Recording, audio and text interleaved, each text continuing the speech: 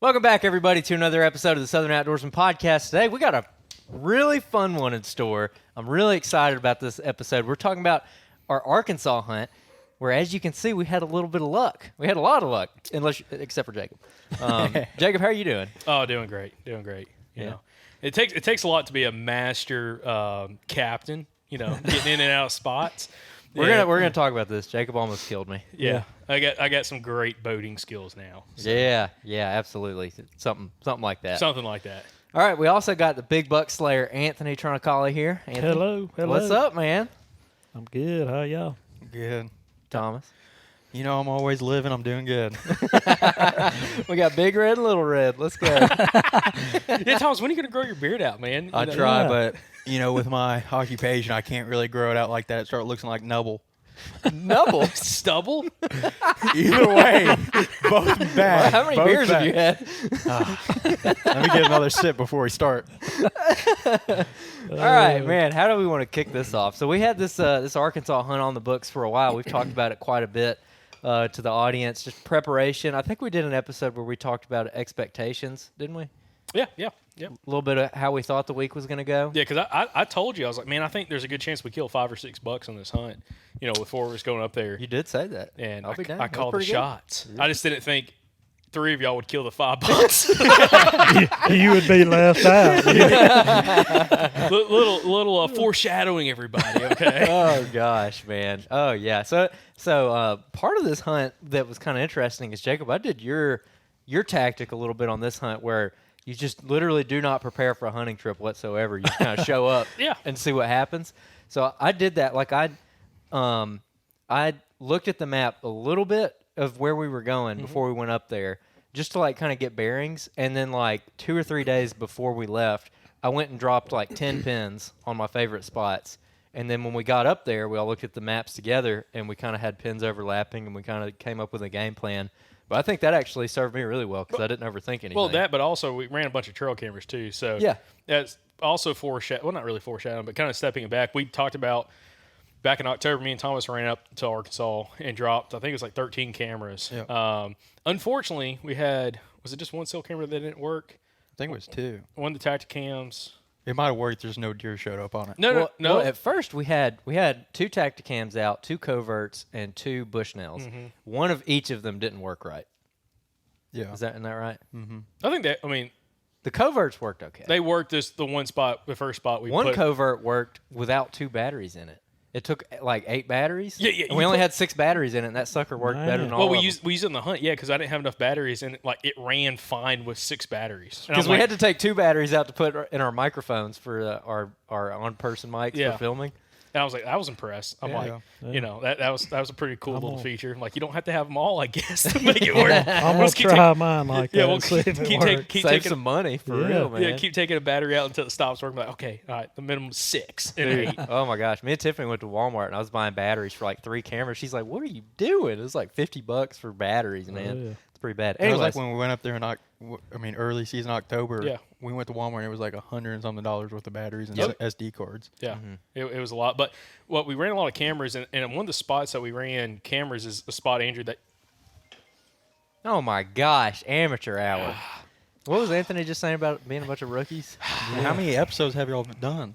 This will be 534, Something probably? like that, yeah.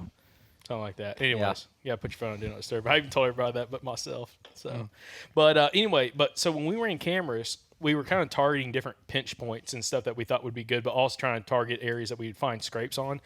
And one of those areas is the area, Andrew, that you're talking about, which is a pinch point when you have like this big slough comes up. And this piece of public's got it's got a decent amount of ag, good bit amount of ag, not on the public, but on some of the private.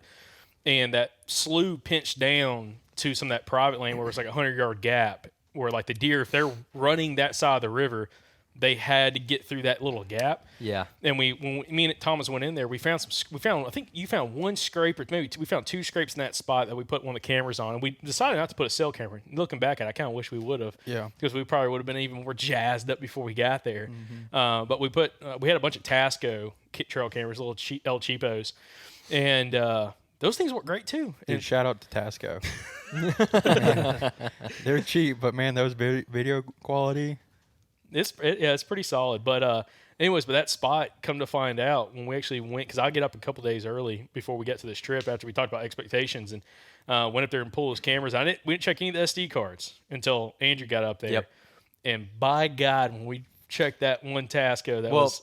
Well, first it was kind of depressing because we started going through those trail cameras. Yeah. Anthony, you weren't here for this. We started going through, and like the first 3 had like nothing on them. Yeah. Like first 3 cameras, and I was like, I was just getting ready. I was gonna give Jacob such a hard time and be like, man, like what did we come up here? Well, for? we had some does. I think we had deer on all the trail cameras, so just no big Yeah. bucks really. There was one. The drop time buck was before that. Oh, the you just big- totally ruined the surprise. Man, Thomas, you don't know how to build. Well, up a I was story. thinking the surprise. Yeah, well, as we were going through cameras, like we found a couple spots in some thickets right off the river that I thought was going to produce some really big deer. And one of them, we also had like some Browning trail cameras, and I had one on a mock scrape that was in this thicket that had so much sign coming past it. And we had some bucks on camera, but no like real big deer. And we had a couple bucks bed down on that scrape, and that's a commonality I think we saw with a lot of trail cameras is like a lot of these bucks would bed down in front or next to one of these scrapes for like an extended period of time, that he'd get back up and start moving again. Yep. Which was kind of an interesting factor. But yeah, we had 2 bucks come in and bed down on one of those cameras. But yeah, long story short, started checking trail cameras and took a few, and then we started seeing some big deer pop up. Like, whoa, okay. Andrew was wondering why we went up to Arkansas at first. Dude, I was for real. We were like looking through. I'm like, if we don't have any like good deer on camera, I might drive a couple hours to a different place and go hunt somewhere else. But anyways, Yeah, and ye of little faith, Andrew. well, You know, you know. it comes out. Yeah, there you go, Yeah, hold Anthony. that up. Yeah, it ended up working out. But If people aren't viewing on YouTube, they're missing out. oh, go to YouTube. Anthony just held up a This- giant buck that he killed. Yeah, before. this is a podcast, guys. You want to go to YouTube and watch this, okay? It's gonna be very entertaining.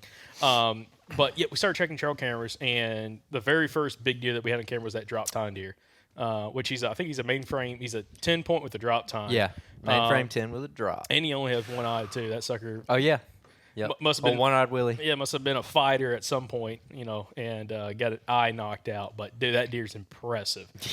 And but we got that deer on camera, and then we started checking some other cameras, and then we had the other real big deer show up, which is a really big 10 point. And I think at that point, like when the drop time deer came out, we all freaked out. But then when the big 10 popped out on camera and we saw him, I think we all Yeah. lost it a little bit in the room. It was Yeah, we did. We got it on film. Yeah, Anthony, you missed that, but it was rowdy in that house. Okay, when that deer popped up, we're like, oh my God, there are some big deer up here.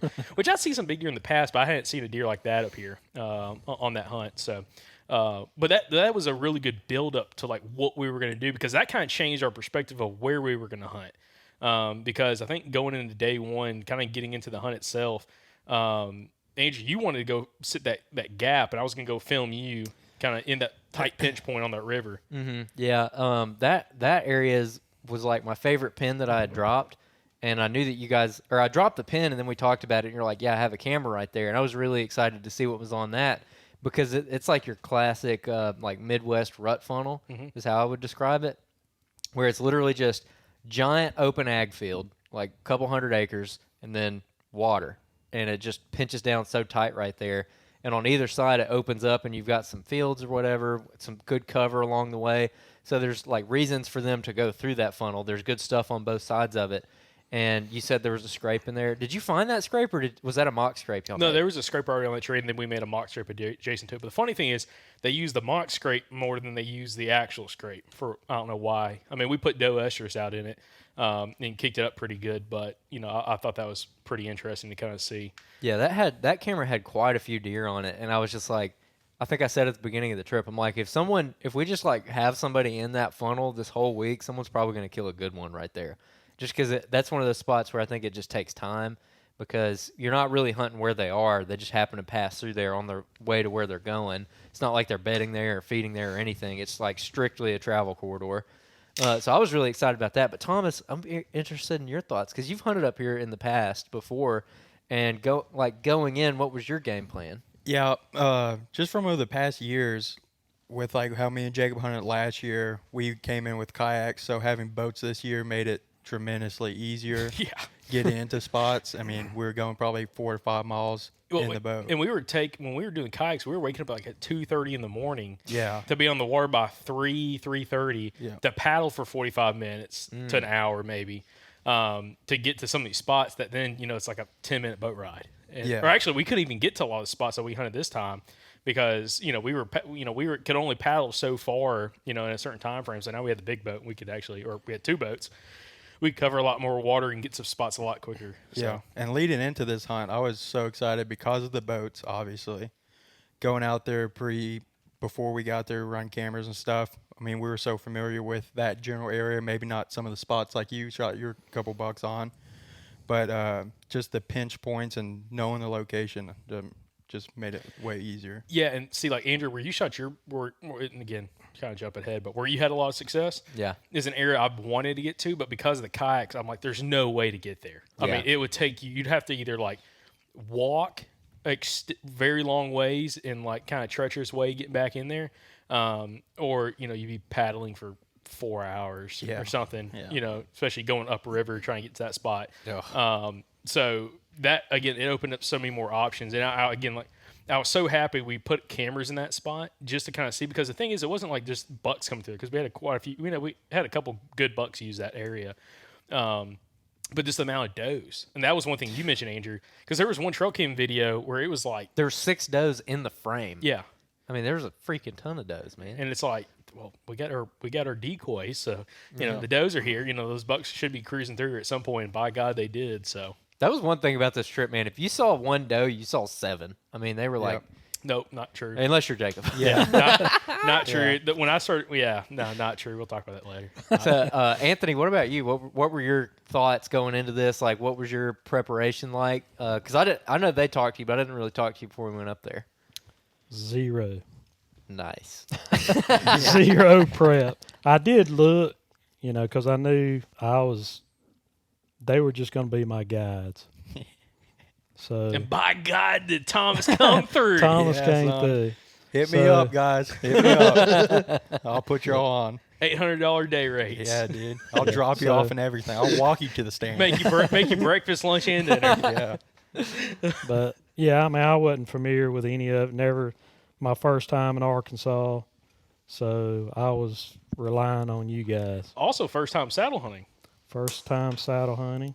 So, and that's something we talked about this in the podcast. When we were quote unquote mobile hunting growing up, it was always climbing tree stands. And like when you live in Alabama or anywhere in the deep South, 95% of guys, if you're not hunting a pre-hunt lock on, a shooting house, pop-up blind, or a ladder stand, you're using a climber. And like I told you when we were going up there, I'm like, you can use a climber in some spots, but like if you have a saddle, like you can get in so many other trees that you're just not going to get a climber in.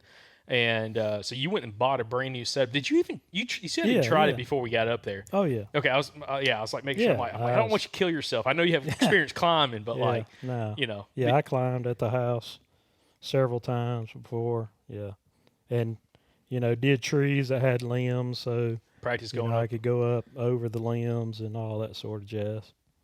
Nice. Yeah. Which that played. I think that paid off. So it paid off first morning, but we'll get to that real big time. Anthony had a good, quick trip. Yeah, I was not happy the first morning.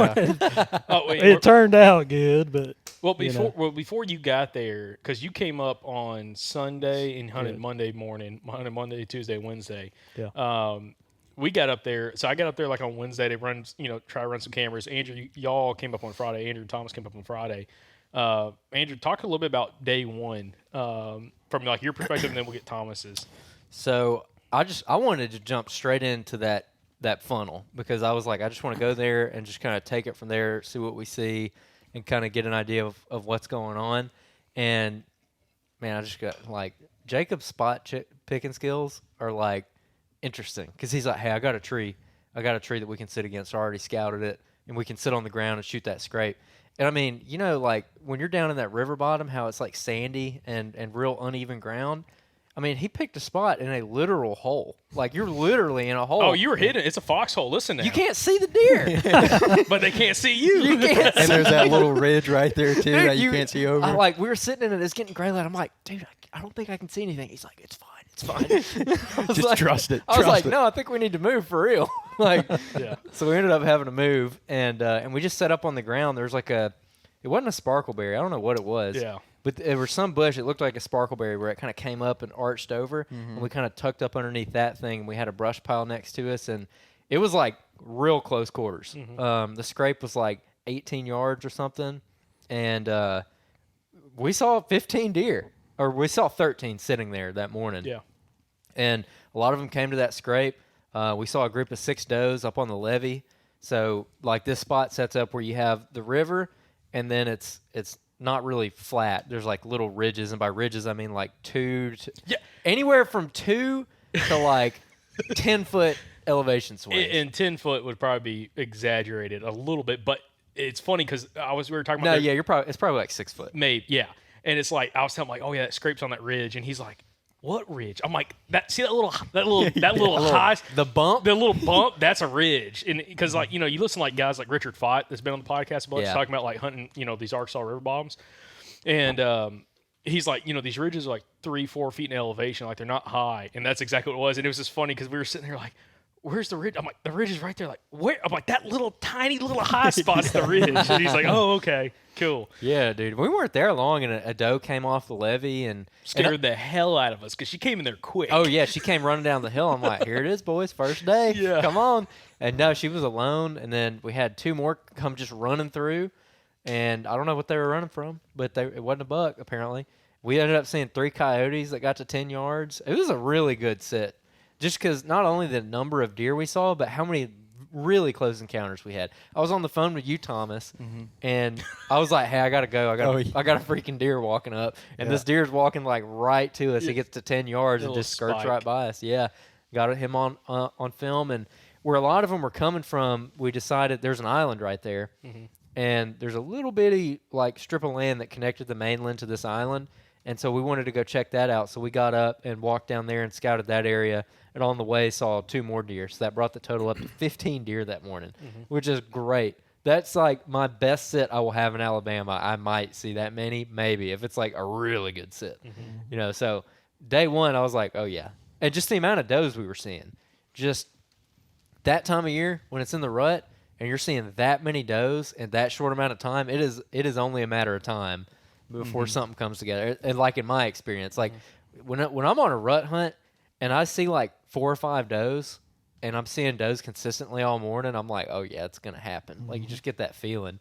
And so I was like sky high confident that morning after that hunt. Thomas, what about you? Because you weren't hunting that far from us. were Yeah, you? I was probably only 400 or 500 yards to the east of y'all, and this was a spot that we've looked at in the past, but with kayaks we couldn't get back there; it's too far. And there was a spot that I scouted that Jacob, you weren't able to go around early October, so picked a tree out early October and went in there, expecting, like the does, how you saying you were seeing a lot of does in the previous years hunting Arkansas. That was kind of expectation. I would see anywhere from 8 to 15 does in a hunt. Yeah. So leading up to that, I knew as long as you're around bedding, you're going to have deer or funnels as well. So opening morning, I went to the spot where you have, would y'all call it a CRP field with those cottonwoods? It's just like an overgrown spot. Probably at some point it was probably like leased to like a farmer who like actually farmed it, and then it's just kind of grown up in this real thick, nasty like spot. a savanna type setting. It's higher stem count than that. Like it was more overgrown than the one you were sitting over. Yeah, it was nasty thick. Yeah, I mean, pretty much CRP. Yeah. Like, people know what you're talking about. Yeah, so I was sitting over that, just on a pinch point in the corner. You have the ag, obviously, up to the north. But I was high expectations for that spot. Opening morning, right at daylight, I had 2 does come straight into the CRP and then cut up north. And I could see they were kind of, acting funny. And next thing you know, I hear a snort, wheeze, and a grunt. And this buck is on their tails running, like crazy through the CRP, then coming back out. But I never. What kind of buck we talking? I would have shot it, but I never had a good shot. I'm not saying a giant, but it was about to get whacked. Thomas's famous last words: "It's not a giant." But that dude was about to get it. Thomas is more open about shooting a smaller buck. Jacob, we were talking about this. Jacob's like code for if he shot a small buck. He's like, man, I just killed like a cool buck. Man. He's got a crazy point coming off the side. He's got this crazy side. That means he shot a 3-point. Yeah. He was talking about the spike on the left. Anyway. But yeah, so that was opening morning. I saw a few more spikes coming through there. I mean, besides that first buck, that was the only buck I really saw. Is that the first time you ever heard a buck snort wheeze? Yeah, it was different than how we make a snort wheeze. How would you describe it? Like, Do you it. know how ours Do is it. like Do it for me. a blow? Let's hear it. Like, Yeah, come on. Let's go. That was pretty good. That was good. but it wasn't I like the the facial expression. Yeah, zoom in. It wasn't the it was like a, I don't know, high pitch kind of, but that was really cool. But that was basically the rest of the morning. I think I saw 10 deer. That was the only rack buck. Saw a few other button bucks and spikes. And then after that, y'all kind of pushed towards me, try to maybe bump some deer. And then I went back to the boat, and we met back at the boat ramp. Hey, how was your boat ride in that morning? Because that was the first time going in before daylight, wasn't it? Yeah, but I ran it. So I actually got up Thursday to Arkansas. So Friday I went out to scout that spot again. So I already made that loop around to know like the water levels and stuff. Because we'll get into that too. But water levels changed tremendously on the river. So it wasn't that bad. And I mean, where that, that sandbar is, when you go through that little slough, it was high enough to where I just flew through it. I didn't. Oh, you went like full bore through that? Yeah. Oh, dude, you're brave, man. You're Well, brave. and you're in a what, 12-foot? I'm in a 14-foot and a little 6 Mercury. I mean, It's a little flat bottom. I mean, it probably only rides probably 2-3 inches under. Especially with you. If I was in the back of that sucker, I'd be sitting up like this. Yeah, we'll make it surf wakes. It ain't enough of a boat. Let me put it that way. It's a little bit bigger than a kayak. I like. His boat could fit inside y'all's boat. I like your boat. Yeah. Okay, I forgot. That morning on our way out, I'm trying to film some stuff in the boat as we leave the boat launch. Jacob's driving the boat, and I'm trying to get some B-roll and stuff for our film or whatever. And when you're going out to the main channel, there's like this rock levee, and there's a cut in that levee that you drive through that's like, I don't know how many feet wide, big enough to get a boat through comfortably. And we were going through that levee, and Jacob's going not full speed, but he's going pretty fast. And I got the camera on him. He's like, "You might want to film this." And he goes up and he tries to just cut it through that thing without breaking speed. And they had dropped the water level, and he ate a rock, dude, or something down there.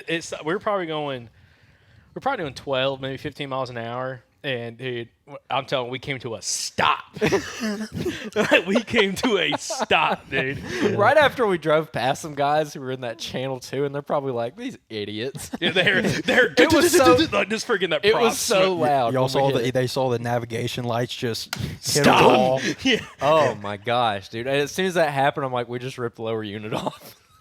I was worried because oh man, that was bad. That was real bad. That was not good. I'll tell you one thing, that little Yamaha 50 is a tough SOB. Dude, God. Oh, dude, I'm like, that was indications of things to come on the trip. Oh, but that's not even the worst part. Yeah, but okay, not to jump ahead, but yeah, learn some things about the river. Yeah, let me tell you. Yeah, so we met back up at the boat ramp, kind of talked about things, and then you decided to go back in. Or you decided to do a couple different things, and like you ran into some dudes doing a man drive, right? Yeah. So obviously, this part of Arkansas, you have islands. So a lot of people would do man drives out there, and we saw that group of, it was probably like 10 to 12 dudes, and I thought they were just gonna push, the opposite way. So I was like, I'm just gonna swing. This is probably 11:30, 12 o'clock.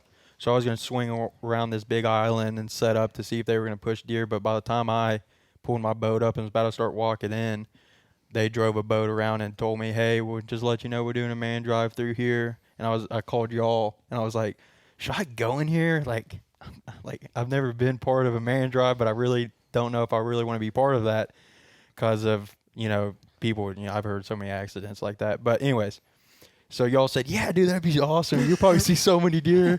So I started walking in. I got so happy. I got so excited. I'm like, dude, I would kill for a couple guys to go through some of these thickets because a lot of the woods are open. You had some thick spots. I'm like, dude, if I could get 3 or 4 like high school kids to go running through that, oh my god! Then like orange jumpsuits, dude. Oh my god! Like put me down into that thing, dude.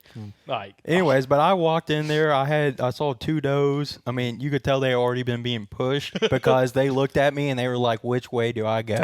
They did not have a clue. They looked at me and seriously were like stunned. Like I just saw a person over here. we're surrounded. Yeah, they're like they're here. They're everywhere. Yeah. So anyways, they go off. I get into another CRP field that I could see a long ways, and I had legit 3 dudes surrounding me and everywhere. I was like, I waited probably like 15, 20 minutes, and I was like, I'm getting down and going back to where I went that morning. Oh, you climbed a tree? Yeah. Okay. Yeah. The tiny little tree, dude. I was swaying up there. I didn't put my platform up. I just used my sticks because I could already see orange. Yeah. So I was, yeah. You're just getting ready. But I actually saw, I think, 5 or 6 deer while they were doing the push. Didn't you see a guy shoot a deer? Yeah. Shot a Oh, doe. really? Yeah. Dang. But what was the story on that? Well, I'm up in the tree, and he was behind me in another. I mean, there's CRP fields, and there's trees in between them. He was behind me probably 50 yards, and he swung to my right, and I hear deer get up and start running, and all I hear is like a gunshot, and I could see the deer running the field edge. Mm-hmm. And I don't know if he actually shot it or not, but he shot at it. Spraying and praying. Yeah. Mm-hmm. Nice. So that was my midday, and then y'all went to Walmart or something. Yeah, we had to run into town. So we had to go get some stuff and get some stuff taken care of. But that afternoon, because I forgot you did that, but then you decided to go back to that same spot you hunted that morning, right? Mm-hmm. And I set up a little different. Where did we go that afternoon? We went Y'all across the scouted. river to put that other. So we moved a camera. Yeah. And we Jacob didn't scout this area good enough because there's like a levee that had a road on it.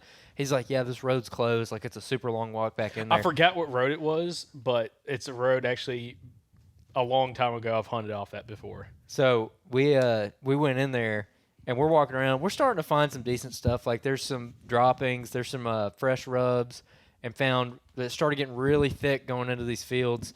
And we found 2 or 3 scrapes, or actually it was like 6 scrapes. They were all kind of small, but they were all like in a little 10-yard area. There's a bunch of branches coming over, and there was just scrapes everywhere. So we're like, yeah, let's put it here. And it's like almost dark at that point. And I think you'd already called us. You'd already shot at that point. By the time we got there, Well, we were sitting there. we were sitting, and we're like, let's just sit here till dark because we'll just go to the boat. And it was like 4:30 or something. So I was like, let's just sit here. And so we were there for like 4 minutes. And we hear something coming, and it's getting closer and closer and closer. And then this F-150 pops over the hill, like 75 yards. We're like, oh crap! And they're like, you could tell they were This looking guy at like us. slow rolls by. He's like, these idiots. Yeah, it's like, where did these guys come from, man? Funny enough, that comes to a story a little bit later on. He was one of 3 trucks that drove by in like 15 minutes. But we were sitting there, and all of a sudden we hear across the river from us. We looked at each other. We're like, That's that Thomas. was Thomas. Yeah. Yeah. Get into that a little bit. So set up in the same spot I sat that morning over that CRP field with the cottonwoods in it, grown up, and really sat up on a little, probably 100 yards from where I sat that morning on the field where that buck was chasing the doe. I'm on the north side, and didn't see anything until probably that 4:15, 4:20 mark, and a buck was coming straight at me through the CRP field, but it was so high. All you could see was like the head and like his antlers swaying through that grass. And like 5 minutes before that, I grunted. Don't know if that actually made him come or not, but I did grunt. And anyways, he worked to me, and I was contradicting myself on if I should shoot him or not. And then he got so close to me, I was like, I got 2 buck tags. I'm going to take him. So I shot him at like 15, 20 yards, and he ran 50 yards to the north and fell over. And I called y'all. I was like, hey, got one. And y'all were like, oh, sweet. And then that was that. He's going to grab him. Oh, yeah. Show him to the camera. Show him the good side, though. I messed up on the European mount, but yeah. Okay, so I saw this side coming through, so I was like, yeah. That was your first buck in like 2 years, wasn't Yeah, I haven't shot a buck since my sophomore year of college. it? Yeah, buddy. So I shot him at 15 yards on opening day, and that was a drag out though. Oh, even, yeah. even with a boat. Yeah. I'll tell you what was really awesome about that is by the time we got to you, the deer was already on the bank. I was like, thank God. I know, dude. That's the one thing, listeners, don't ever go hunt with Jacob. His timing, getting out of the tree stand or getting to somewhere after he says he's coming, add 30 minutes to an hour. Because y'all said you're on the way Easily. when I'm in the tree stand, and I already had the deer at the bank, Yep. 500 yards, Yep. almost in the boat. I gotta pack up, man. I gotta pack up. Oh, I can attest that. That last day coming out, I'm already standing. I've already walked I've already got down and walked 400 yards, and Jacob is hunting like 50 yards off the edge of a field, and I'm like, "Hey, where are you at?" Because I don't see your light anywhere, and I'm like, "Hey, where are you at?" And he's like, "Oh, we're hiking out now."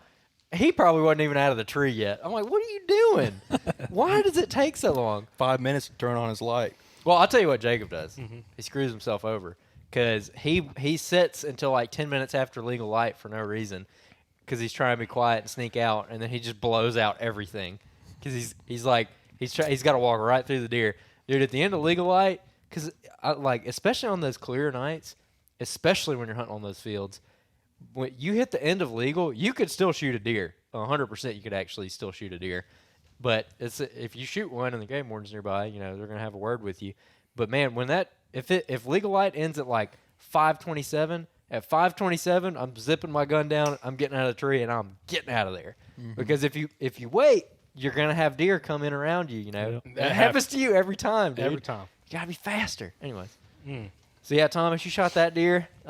We got him on the boat. We were helping you gut him and everything, and taking pictures and whatnot.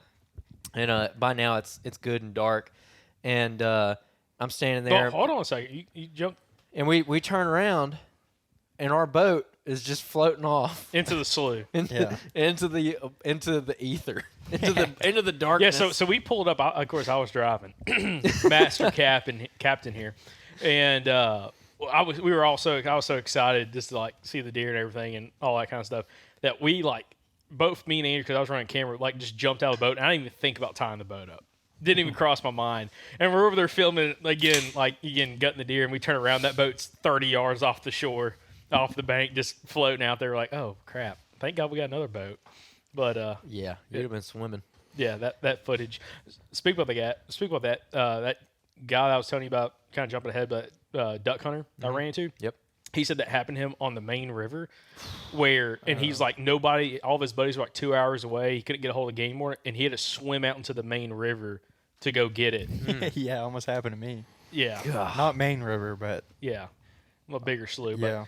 But no, he had to go swim Yeah, it's too swim cold. down current to go get his boat. So, Yeah, that doesn't sound fun. yeah. Sounds like a good way to drown. Yeah. But anyway, so Thomas got his deer out. We were able to get everything loaded up, recover our boat with Thomas's boat, and then get back. And then Sunday, what did we do Sunday? The Sunday we split up. I think we went back to the same spot, right? We slept in. Yeah, Sunday we slept in. Okay, yeah. Because we had like an early morning, trying to just catch up on sleep and kind of get our bearings and whatnot. And yeah, Sunday we ended up sleeping in. Just got a cup of coffee and breakfast in the morning. Got feeling good, and then I went back to where we hunted day one. So I went back to the funnel, and I got in and set up at like 9:50 a.m. or something. And it was a much slower day for me. Day two, we had seen 15 there, but the majority of those we saw between 7:30 and 9 a.m. And I got in there at about 10. And I'm trying to think of when I even saw the first deer. I don't think I saw a deer until like 1 o'clock. And the wind was like really iffy. So that was one thing that was going on here is the wind was very unpredictable. So this is something that a lot of guys we've interviewed from river bottoms have talked about, like the wind, even though it's like you don't have the topography to swirl the wind still swirls real weird. Like it'll start kicking in different directions for like no reason. Yeah. And we definitely experienced that on this hunt. Yeah. Because like we had a ton of weird like easterly winds. Like when we hunted, it was like a stagnant warming front We kind of missed like a Yeah. little. There was a little bit of a cold front, actually pretty good cold front, like end of October, and by the time we got there for this the gun hunt, it just started warming, and it was just like it'd be chilly in the mornings, mid low 40s, something like that, and then it'd warm up to like mid 60s. I think the day when Anthony killed his buck, it was like I think it was 72 that day. Like it got real warm. Yeah. But Slight warming I'm trend trying all week. I'm trying to remember what I did that day. I don't know, dude. You Well, I didn't know see what any I deer? did, so I'll jump into that, and you can remember. So I went to the spot to the south where, Oh yeah, okay. near where Anthony and I shot our first and second buck. Right, I mean, probably 75 yards from the water. And I'm walking in. I was slipping my through because it was probably 9:30, 9:45, and had a buck chase a doe at like 20 yards from me, decent buck. And then saw between 10 to 1:30, 2 o'clock, I think I saw 12 deer, 4 bucks, and the rest were does right there. And then it's another deer from like 2 to dark in that spot. But you saw a couple of shooters, didn't you, right there? The first one chasing the doe was probably just a little smaller than that one. And then the one that was slipping north of me, he was a better one, but it was so thick, especially where we're hunting. You have those vines and stuff in those bottoms.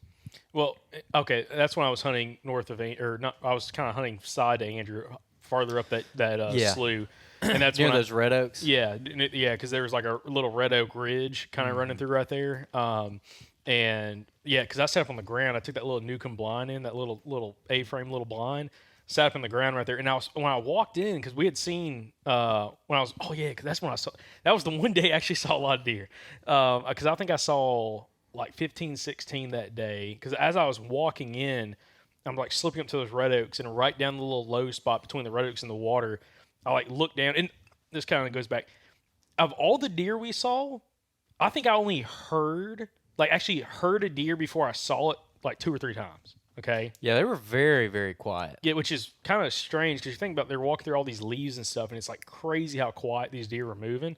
But I just like had looked further down the bottom, and I saw a doe pop out, and then next thing I know, it is like a parade of does coming right towards me, or like kind of quartering past me a little bit lower. I was a little bit higher up on that little red oak ridge, and I just snuck in behind some trees and let them pass me. And they worked down towards you, but it's funny because they worked down towards you, but you never saw those deer. And I think they probably got up on that little levee and kind of ran that property line down without, for some reason, you seeing them, which I thought was kind of strange. And then I had those turkeys go by me, that was the first time I've ever seen turkeys on this place. But when I got set up in those red oaks, and when I got to those red oaks, they were all dropping. Like I was sitting there, they were dropping. And I sat up on the ground. I had my saddle stuff in, but I took stuff to sit on the ground, chair, that little blind and everything, but also I had all my saddle gear. And when I sat up on the ground, I was like, man, this is kind of like risky because there's feed sign all under these red oaks. But I'm just going to sit on the ground because I can see pretty good. The woods are real open. And to see how it plays out. And I had that little blind popped up. And, dude, I was just like sitting there. It got to like 10:30, 11 o'clock. And I just happened to look up, and 25 yards from me is a doe coming right through those oaks feeding.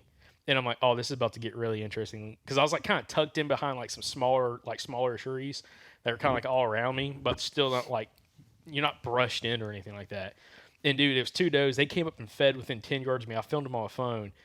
And they like would look up at me and stuff, and I just like wasn't looking at them. I was looking down at my phone so I could like see them in the on the screen. And they fed right by me at 10 yards and never spooked, never ran, never did anything, and just kept feeding past me and kind of went up on that levee. And then after that, I was like, I'm not sitting on the ground anymore. I'm climbing a tree. Because I was telling you guys, when I sit on the ground, it makes me very anxious because I'm like, a deer's going to come in from like to my side or behind me, and I can't do anything about it. Versus if I'm on a tree, I can probably hear them or see them coming from a little bit away. So I like ditched that stuff, laid the blind down, laid the chair down, climbed the tree, and I think it was like 2 more deer. And it was, again, sat in the tree from like 11 till 5:30, and I saw 2 more deer that evening, and they was like right at dark, came feeding right down those red oaks, just 2 more does. And then Andrew, did you shoot your deer that night? Yep. Okay. Yeah, so that another important part of this too, by the way, is y'all had scouted and we had pinned spots all up and down this river, and there was different islands and different blocks off the main channel that we were interested in. And we kind of narrowed down this particular area, and it's kind of like what we talked to Jacob Leishan about right before we had this trip, where his process of kind of breaking an area down and picking an area and sticking to it. And this is one thing I wanted to do personally on this trip is like I didn't want to like bounce from island to island, spot to spot. I wanted to pick an area and just hunt it the whole time. Not hunt the same spot every time, but be hunting the same deer, every time. Yeah. And figuring them out. And so we mentioned that drop tine buck earlier. We did not hunt that drop tine buck. We never even went to that island. I set one time on that deer, and I didn't. I think the only reason is because I feel like we just had a more confident pattern in this one area. We felt like we knew what they were doing more. Yeah. Now we had really big deer on camera in there, so it's not like we just gave up like this freak deer for nothing. But like we didn't even hunt that deer. Yeah. And there was other areas that you were interested in, and I was like, let's not go there because you were wanting to go across the river to a completely new area. I was like, I don't know. Yeah, like concentrate on one area and just hunt it. But Because it's not like we were missing out on deer. I mean, we were getting on deer immediately. Well, so I'm like, let's not change anything. Well, another thing about this river, the interesting thing is like the way you have all these backwater areas is like you have the river, but it kind of like braids out and has all these backwaters. So like it creates like these little islands, these little points and stuff like that kind of throughout it. And it's like the deer could be anywhere. And one thing we learned, at least I learned later on the hunt, and I knew this, like the deer in those river bottoms really don't care about water, but they definitely don't care about water. Like you go to like some of those islands, you're like, it might be like 25, 30 acres. And you get out there and there's buck sign and deer sign. I'm like, well, these deer, they're not living here full time. Like they have to swim across, like, for other food sources and stuff like that. But it's like they're here at some point. They may be here now. They may not be here now. Yeah. But it's just kind of interesting how those deer use that whole like river bottom system. Yeah. Yeah, and that I don't know what's up with the wind there because it made me miss the like hills because I feel like I can actually predict it really good in hills. Like it swirls bad in hills, but I can at least look at like a valley or something, and I can be like that wind is going to hit and channel down. And so it says it's going to be like a north wind, but really it's going to be like west-northwest. Yeah. Because of how it's going to channel. And I've gotten good at predicting that because I can look at a map and I can know pretty well what the wind's going to do. And I could not do that there, dude, at all. I did not know what the wind was going to do. So I got there, and the first deer I saw that day were at like 1:30, and it was two does. I think you had seen them. They walked past you. They made it all the way down to me on that levee. And I never heard or saw them until they spooked. And then I just saw a flag, running up the levee. And I was like, crap. And they smelled me. And so at that point, the wind had been pretty much south at my back. So the river is dead south of me. The ag field is dead north of me. And I'm sitting basically on the riverbank looking up towards that ag field. And the wind had been pretty consistent at my back for like an hour. And I'm like, I don't think it's going to change. I think I got to move. And I hadn't walked up to that levee yet. I hadn't been more than like 10 yards off the bank in 2 days. And so I go walking up there.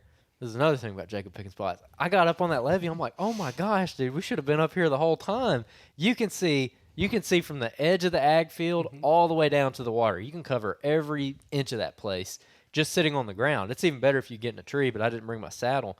So I just scrape out a little area at the bottom of this tree and get ready. And I'm in a little turkey chair. And it was pretty quiet. There was almost no wind. There was no sound whatsoever. I mean, it was like very quiet. There's maybe some crickets at like 3:30. And at 3:30, there's some blue jays next to me. And there's a little marsh kind of back off one of the edges of this funnel that has thick cover in it. And a lot of deer came from there the day before, or a couple of deer came from there the day before, but a lot of deer went to that the day before.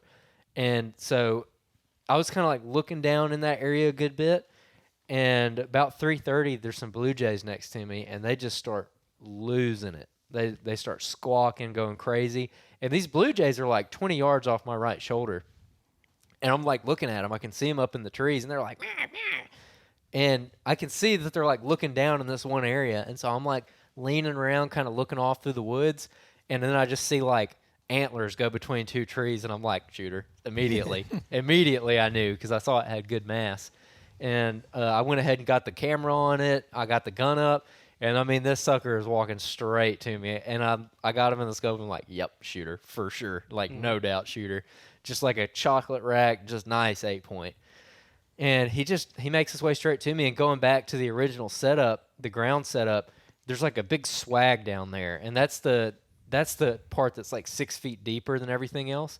So you can barely see down into it if you're sitting on the ground on the riverbank. Yeah, and that to me, that's all from like erosion. Like when that river like floods, like especially like getting December, January, February, it's like for whatever reason that spot is like well it erodes out and just like cuts it out. So it's like it's weird because you go in there, it looks completely flat. If you like kind of pull it to the spot and you walk and there's like a hole right there. Yeah, that's probably 25 yards wide, and he was walking right through that, coming up and out of it. Yeah, and it's like at the absolute deepest, it's probably like 7 feet deep, and he walked right smack into the bottom of that thing, and he was quartering to, and he was walking straight to me, and there was a lot of vines in there too, and it's kind of funny because we talk about vines being like big buck areas, you know, like. You get into an area with a lot of vines, and it just is like kind of bucky. I don't know why they like those areas, but it's like you see vines, you're like, oh yeah. And he came walking through there, and I was kind of having to pick my window, and he got to like 45 yards, and I shot him quartering to, and I just put it right on that front shoulder and squeezed it off. And as soon as I shot, I was like, oh yeah, I got him.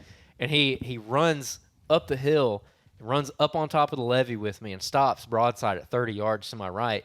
So I turn and I rack another shell, and I'm just sitting there looking at him through the scope, and there's like a lot of brush between me and him, like a lot of brush. Let's cut right there. So, so you shoot.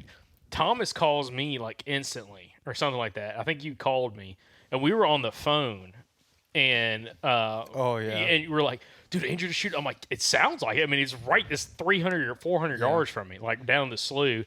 And this is actually crazy. So you shoot right the first one. And then I'm on the phone with him, and I'm on the phone, and all I hear is in the phone, but I couldn't hear it obviously because I'm like probably a mile from you. Yeah. I'm like, did he just shoot again? And then like 5 seconds later, I actually hear it from where I'm at. Oh, dude, that's freaking cool. Wow. It was like the phone, and then like a couple seconds. But see, the first shot, I knew you had hit it because it was like you can hear the like you can hear the bullet hit the deer. And like we had Matthew, who came and filmed with us, one of our intern. He was asking about that because I had told him about that like a couple of days when he was filming with us. Like, oh, that guy shot one. He hit one. I'm like, how do you tell? I'm like, you can hear the bullet. Like, if the bullet if it just cracks, you probably missed. Yeah, if it sounds like that, you probably missed. But if you hear the boom, it's like that bullet's impacting. Then you hear the crack of the bullet. Yep. And I'm like, anyways, and I heard that, and then.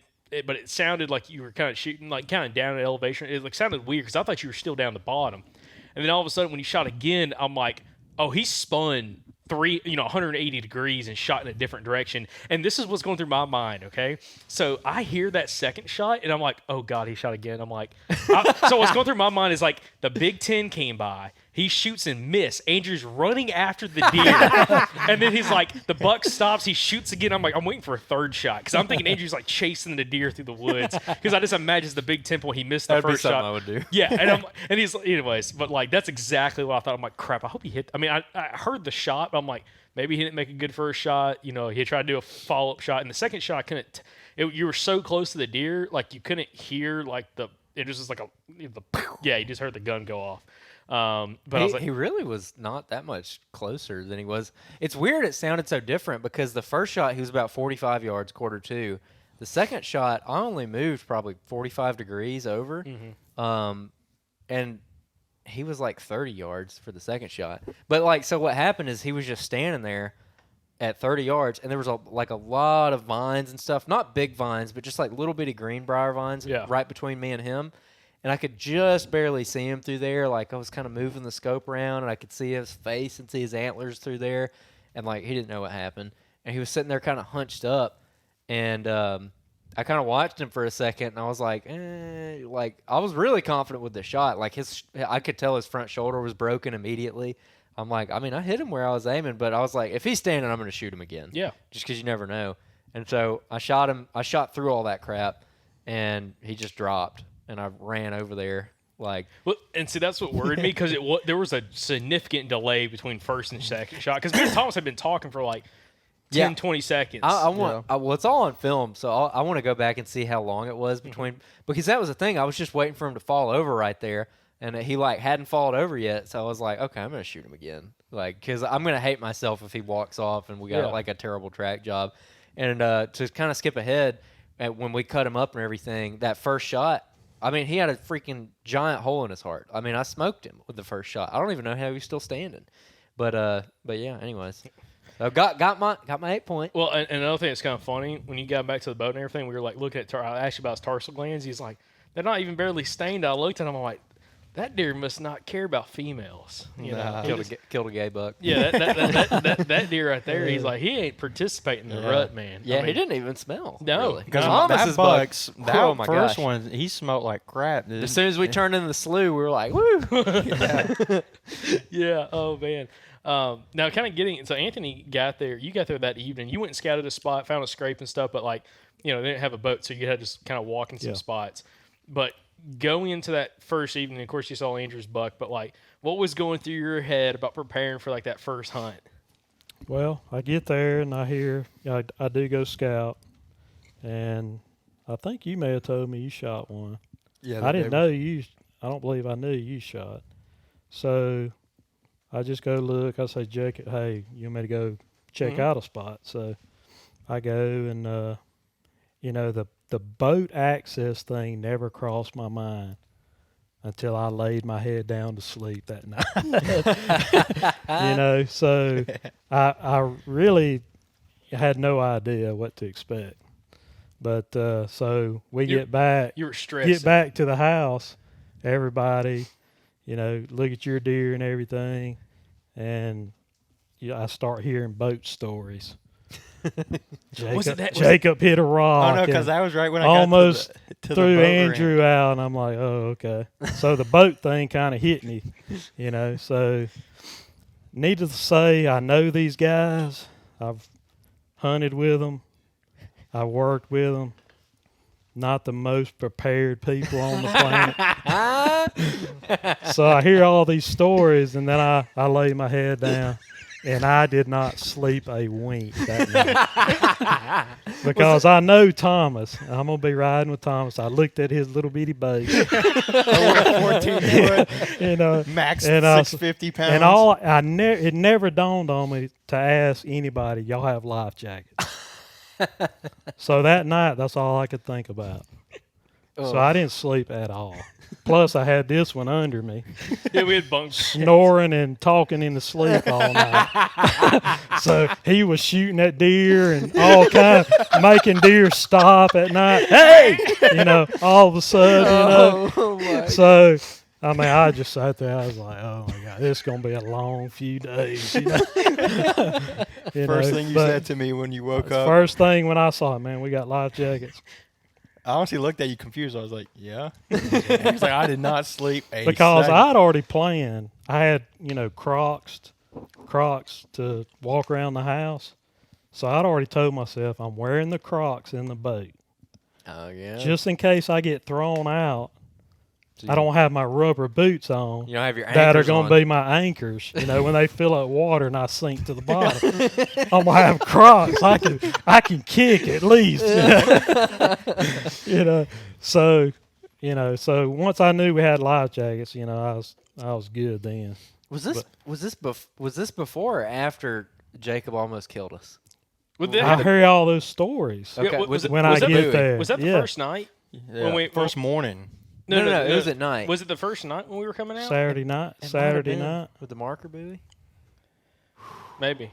I don't know. I just heard. Yeah, it about was because I had my buck in my boat and yeah. I almost hit it too. Yeah, because he was. Oh yeah. Yeah, Okay. yeah. All right. Oh yeah, because we passed Thomas. Yeah. Yeah. Okay. Yeah. So Thomas left before us because Jacob takes forever to do anything, and so Thomas with his little weed eater engine is Yeah, like that thing flies. and he goes out of the slough, and you got like way upriver. Yeah, I was impressed at how quick you could move. And so Jacob, Anthony, I was like you. I was very nervous about the boat. As soon as we got in the boat, I zipped up a life jacket. I'm like, Andrew's not dying on this trip. Yeah. No, sir. Oh yeah, because I got to the boat ramp Yeah. that evening, and I saw you had a life jacket on, And but I still wasn't sure if he had life jackets at all. Oh yeah, Jacob. Listen. If Jacob had hit this thing, Jacob wouldn't be here. Like I'm telling you right now. So Yeah. we're pulling out of the slough, and it's like pitch black dark outside. Thomas is like we can't even see Thomas. He's so far upriver at this point. Jacob's like, let's see if we can catch Thomas. I'm like, this is where we die. So Jacob's like, and freaking opens that sucker up, and we're running. We had her skint back. So we're running up this man. freaking river, and I have very little experience running rivers at night. So we're running by the moonlight and everything, and I'm like, we don't need any lights or whatever. Jacob's like, no, you look at the reflection on the water. I'm like, okay. Well, so barges come through here, and they got a big giant channel markers, giant steel channel markers. They're sticking up out of the water. And, dude, we're just running. We catch Thomas, and we go past you. We're like, yeah. We almost flipped him. Dude, Oh, boat, man. seriously. Jacob almost killed all three of us that Yeah. day. I see him fly. Because I could see y'all way back there. I kept looking back to see where y'all were at. And next thing you know, I looked to me and I see y'all. But you didn't know it was us at first. Yeah, because I went, yeehaw, or something like that. And I was like, and then I looked, I was like, dang, that was really quick for this boat to get up here. I was like, is that actually them? Did I just yell at some random people? And then y'all go. So I was like, I'm going to get behind them to follow them out. Follow And- our way. Yeah, and I started going. I should have cut straight across y'all's ways, but I went straight like with y'all. And that little 36-inch wide boat, I hit those things, and that thing went boom, boom, with the deer in the front too.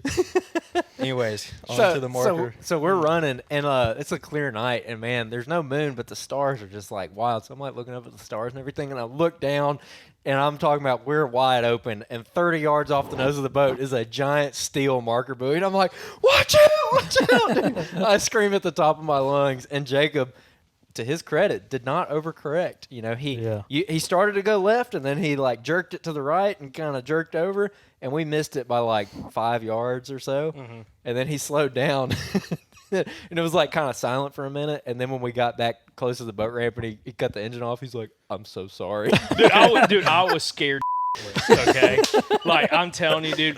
After Dude, that, 100% Jacob would have died if we hit it. Dude, You would have drowned, dude, 100%. Dude, I was so scared. Like I'm not gonna lie. Like after that happened, I was like, oh my god, dude. Like that. I mean, it was scary. It really was, dude. Because Jacob wasn't wearing a life jacket, Yeah, and that was. I think it was the last. and he was time. wearing a heavy jacket, Yeah. bibs. I think I would have been boots. close enough. I could have grabbed his head going down a little bit. I would have been like, come here. That's Snatch what him I out was of the telling water. these guys. I was like, man, when you hit the water, the shock of the coldness, Yeah. and then you got all this gear on, it's going to be so heavy, and you got rubber boots on, they're going to instantly fill up with water. Oh, dude! After And, that, you know, man. so yeah, never ever go without a life jacket. Yeah, and then the last day when Matthew was there, God bless him, we even were in during the the boat. day. Bro, we got in the boat, and Matthew was wearing his saddle and a backpack on the front and a backpack on the back full of camera gear. I was like, drop your shit and put a life jacket. What are you doing? lying. Yeah. So, yeah, super, you with super him? bad. No. I'm just saying. yeah, man, yeah. That's Yeah, so that was sketchy. Yeah. Barely missed it. So you show up to all those stories, so you're pretty nervous about the boat. I was pretty nervous about the boat before, but I was really nervous about the boat after that. I was like, let's figure Well, this I out. saw y'all's boat, then I saw the boat I'm gonna be in, so I was nervous. Yeah, it was like the dinghy and the freaking like the yacht. Like, man, let's trade or something. But I'll be honest, Thomas's boat, that sucker can get up and go. Oh, it'll go. I mean, I was impressed because Yeah. like the top end speed of that thing. I mean, you're not doing 20 miles an hour. You're probably doing 12 or something. By myself, I got it up to like 14, 15. But like when you have two guys or a Yeah. deer, it's probably Yeah. like 10 or 12. Yeah, but like I mean, it does good, but yeah, it's small. Yeah, it's real yeah. small. Like ours, like yours, I would not be standing up in that boat a whole bunch. Our boat's like you can walk back and forth. It ain't bad or anything like that. But Yeah. but anyway, so going into Anthony, when you got there, I'm trying to that morning. I was dropping Andrew, because I was dropping Andrew off in the same spot you guys were going to go, and y'all were all going to kind of hunt back into one area, and then I was going to go way around and go back to the area I'd hunted the day before, and try to get set up and kind of watch it, just because I'd seen so many does there. Kind of like what Andrew was saying, is like if you see a bunch of does, kind of hone in on that spot, because at some point you're probably going to have a good buck come through checking those does. Yeah. So y'all got to that spot, but when y'all pulled up, there was another guy. Did he beat you guys there? No, we so- actually beat him there. Yeah, so we were coming around the slough. He was coming from downstream Yeah. towards us. Yeah. We already got through that sandbar and pulled up to the spot, and then he whipped in there afterwards. And he got out and asked us where we were going, and I was talking to him and telling him I'm putting Anthony you know, right there by the pinch point where I saw those deer the day before. Yeah. And he had a lock on right there over that field. And he was like, well, that's where I'm probably going to be going. And I was like, well, there's plenty of spots, man. I can put Anthony in. He kind of told us where he was Yeah, going. it was kind. I kind of got bent over by Yeah. him. Yeah. He was like, "Listen here, young man." Yeah. I was like, Anthony, you're older than me. Step up, say something, dude.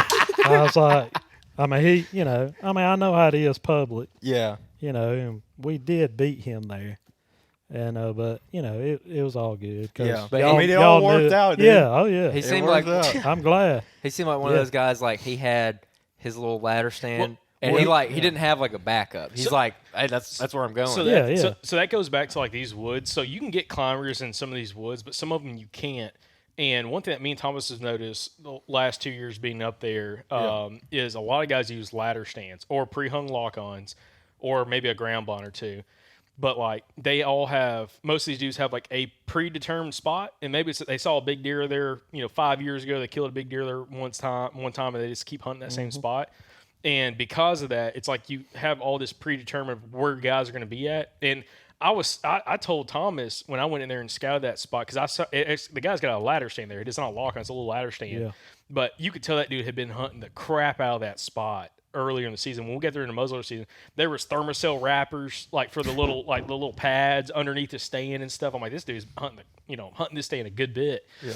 And I'm like, okay, when y'all kind of all talked about that, I kind of left and went to my spot. But Thomas, you decided to put him in a different area. Yeah, to fill that in a little bit. So he said he was going to go there, and then around 10 o'clock, he said he was going to move down probably 300 yards to a pop-up blind he had. And I Which was like, we found out in the muzzleloader hunt. yeah. And so I was like, okay, sounds good. And me and Anthony were looking on the maps to kind of figure out where he was going to go, because Andrew was going to go to a spot that I was kind of deciding on either going there or the road bed. Mm-hmm. And then you have that overgrown field to the northwest. So we decided that Anthony was going to hunt that. And then we waited for y'all to show up, and y'all showed up. And then we kind of got a game plan for how we all were going to walk in there. And we Because you had to walk right by that. yeah, dude. we walked. What did he do right when we walked by? Yeah. It scared me. I didn't know he was there. I could see him sitting there. I didn't before see we him walked by. until I was 5 feet from him, and he Yeah. coughed. Yeah. So we walked past him, and we got to where we all three were going to split off, or at least Andrew was going to split off, and you went your own way. Yeah, it was another funnel kind of spot, except instead of being between the river and an ag field, I was between one of these CRP fields and that same ag field. But this CRP field was cut, so it was all mowed. And so when I was walking in, at that point, it was kind of getting gray light. And I was like, do I want to walk into that funnel right now, or do I want to just kind of ease in there after daylight and pick a really good tree? Because I'm thinking all day sit. And so I'm like, you know what, I'm just going to wait on this field, and I'm going to ease in here somewhere and just sit on the ground until it's like real good light. And so, yeah, I peel off. Ended up sitting just there's a wood line that splits two of those cut fields. And so I just sat right in the middle of that wood line facing north into one of those fields. And, man, I was there for like 4 minutes. And it's real foggy that morning. And I just see like this dark figure kind of emerge out of the fog. And lo and behold, it was a nice buck. It was bigger than the one I'd shot the day before, and I got the scope up on him, and I was looking at him, and he was outside his ears. He was I think an 8-point, but his tine length. I started to shoot him. I clicked the safety off, and it was like, I mean, literally right at legal light. I mean, it was like super early, and I was like, man, I'm about to tag out like super fast. And I got to like looking at him, and I was like, I don't know, and I was kind of second guessing it, and so the fact that I was second guessing it, I was like, maybe I shouldn't shoot him. And then he kind of started walking away, and he got on the other side of the field and got broadside again. And I was just like looking at his frame and how his main beams came up, and his main beams were pretty long, and I was like, okay, yeah, I'm going to shoot him. And so I flipped the safety off again, and he looks in my direction, and I see his tine length, and his longest time was probably like that long, which is good, but like, at this point, with what we had on camera, and I already shot that 8-point, he was similar to the 8-point I killed. He was bigger, but really similar. So I was like, I want to hold out because I know what's in here, and I've still got like 6 days of hunting. So I passed him. He's the biggest deer I've ever passed for sure. And yeah, he just walked off, and then I sat there for a little bit longer, and then kind of made my way into my woodlot, and then didn't really see much after that. And then you had some action, Thomas. Yeah, so after you split off, me and Anthony went up to kind of the area I was going to put Anthony in because there was a tree me and Jacob hunted in the past. And turns out one of the trees fell in front of it or something that the tree me and Jacob climbed up in. So I walked Anthony over to the tree, and we looked up at it. I was like, and what did you say? What am I supposed to be hunting? Yeah, or? I said, okay. He was about to walk off. I said, Thomas, what's my priority? What am I He supposed goes, to be? this field right here. I was like, okay. Yeah. So, and you said that does travel that little Yeah. funnel There's right there. oaks. Yeah. So I leave Anthony. Okay, so I leave Anthony and get to the roadbed. Also, Anthony has never seen this spot in daylight. Yeah, it's dark. I've never, yeah. He's Yeah. first time he's hunting Arkansas. Exactly. It's dark. So he doesn't know exactly where I'm going. I'm only probably 50 yards from him right now because I was going to sit the south side of the roadbed until it got daylight and then move down to the north side because deer normally would work that earlier in the morning. And the roadbed, to give a little clarity, basically just it's like one of these field roads that goes through there where farmers will take the tractors to cut those fields, and it cuts through a marsh, essentially. Yep. And so you're just watching. It's like hunting a power line back in Alabama. Exactly. So I sit there until probably, I don't know, semi-daylight, and I look at my phone because I have a Tacticam up on the north side of the field, and I'm like, and I got a dude on it, and I'm like, where in the hell did this dude come from? I'm like, and I text Jacob, me and Andrew have a message group right now on the phones. I'm like, I send the picture of the dude. I'm like, where the hell did this dude come from? And then because Anthony's not on this, and then lo and behold, it was Anthony who walked all the way around the field, past my camera, and then came back. So whenever I walked to the north part of that roadbed, I saw him walking through the woods, and I still didn't know it was you because you weren't part of the text message. You're yet. like, there's that jerk. I was like, what the heck is this dude doing? He's lost. This dude has I never was, been in yeah. Arkansas. You're right. Yeah, so I walked to the north side of the roadbed, and if you want to kind of talk us through how you figured out a tree and all that stuff, because that was funny.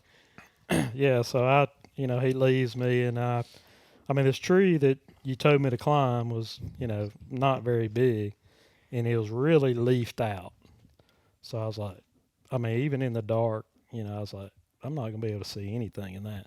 And then you told me to watch this line here where the oaks, and everything had grown up since y'all probably had hunted that. So I said, okay. So got saddle, got my spurs, and I'm like up the tree a little bit, 8 feet, and I'm like, this just ain't gonna work, I don't think he took you to the right tree because when I went in there and scouted in muzzler, I could see that tree and you could see I think it's the tree that y'all ended up. No, it wasn't. wasn't. Because, hey, in your Y'all defense, went a little bit further down. listen, Jacob pinned me a tree.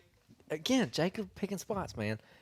Jacob pinned me a tree. Well, He's Thomas took me right to the tree. well, that's the thing. I walked and I through think there it in may have been the daylight. tree that fell that y'all. It might- got yeah, y'all 'cause Probably hunted. was yeah, because there was 'cause- 2 trees right next to each other. And it was more on the line. And the small tree I think was the tree Thomas had, and there was a bigger tree because we climbed up Okay. and he So like that jump- sucker wasn't there. I Now. Okay. walked through there in daylight. And I couldn't find the tree they were talking about. Yeah. But there's a different tree further down the thing. Yeah. Jacob's like, getting this tree. It's about that big. You can get up. You can see that field really good. That's when I was filming you? Yeah. Yeah. Dude, Thomas, I called Jacob. It was like 4:00 in the morning in the dark. I was like, hey, is this tree one row back or what? I was making sure it was the right tree because you couldn't see anything out of that No, tree. that dude. spot was terrible. We had to climb up there and get your extra tether, which is like 8 feet long, with a heavy carabiner on the end, and throw it around this dead limb and freaking lasso it and pull it down. Yeah. Just so we could have like some semblance of a shot to the field. It Yep. was bad.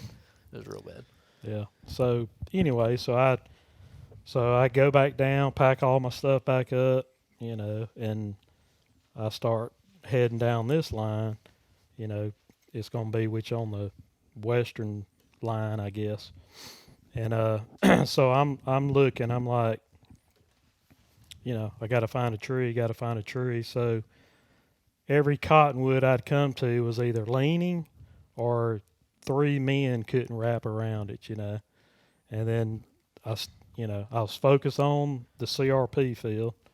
So I passed a tree probably 50 yards from where you dropped me off. And I was like, I think that would work right there. And I had a gap, where there's no foliage, so I could see, out in the field. So I said, it's still kind of big. I said, I'm going to keep on going.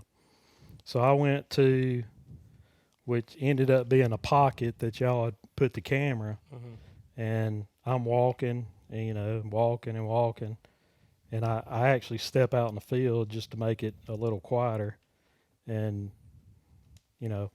I see some red out of the corner of my eye, and I'm like, okay, I just got on somebody's camera, So I had no idea. I mean, I thought it might be y'all's, but I had no idea.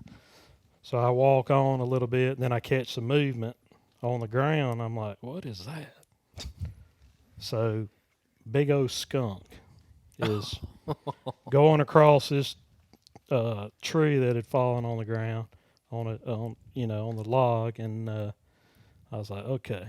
And I had no idea. I mean, I've seen skunks in the past, didn't know how aggressive they may be, so I was like, I'm gonna just hold my ground right here for a little bit and let him go on his way.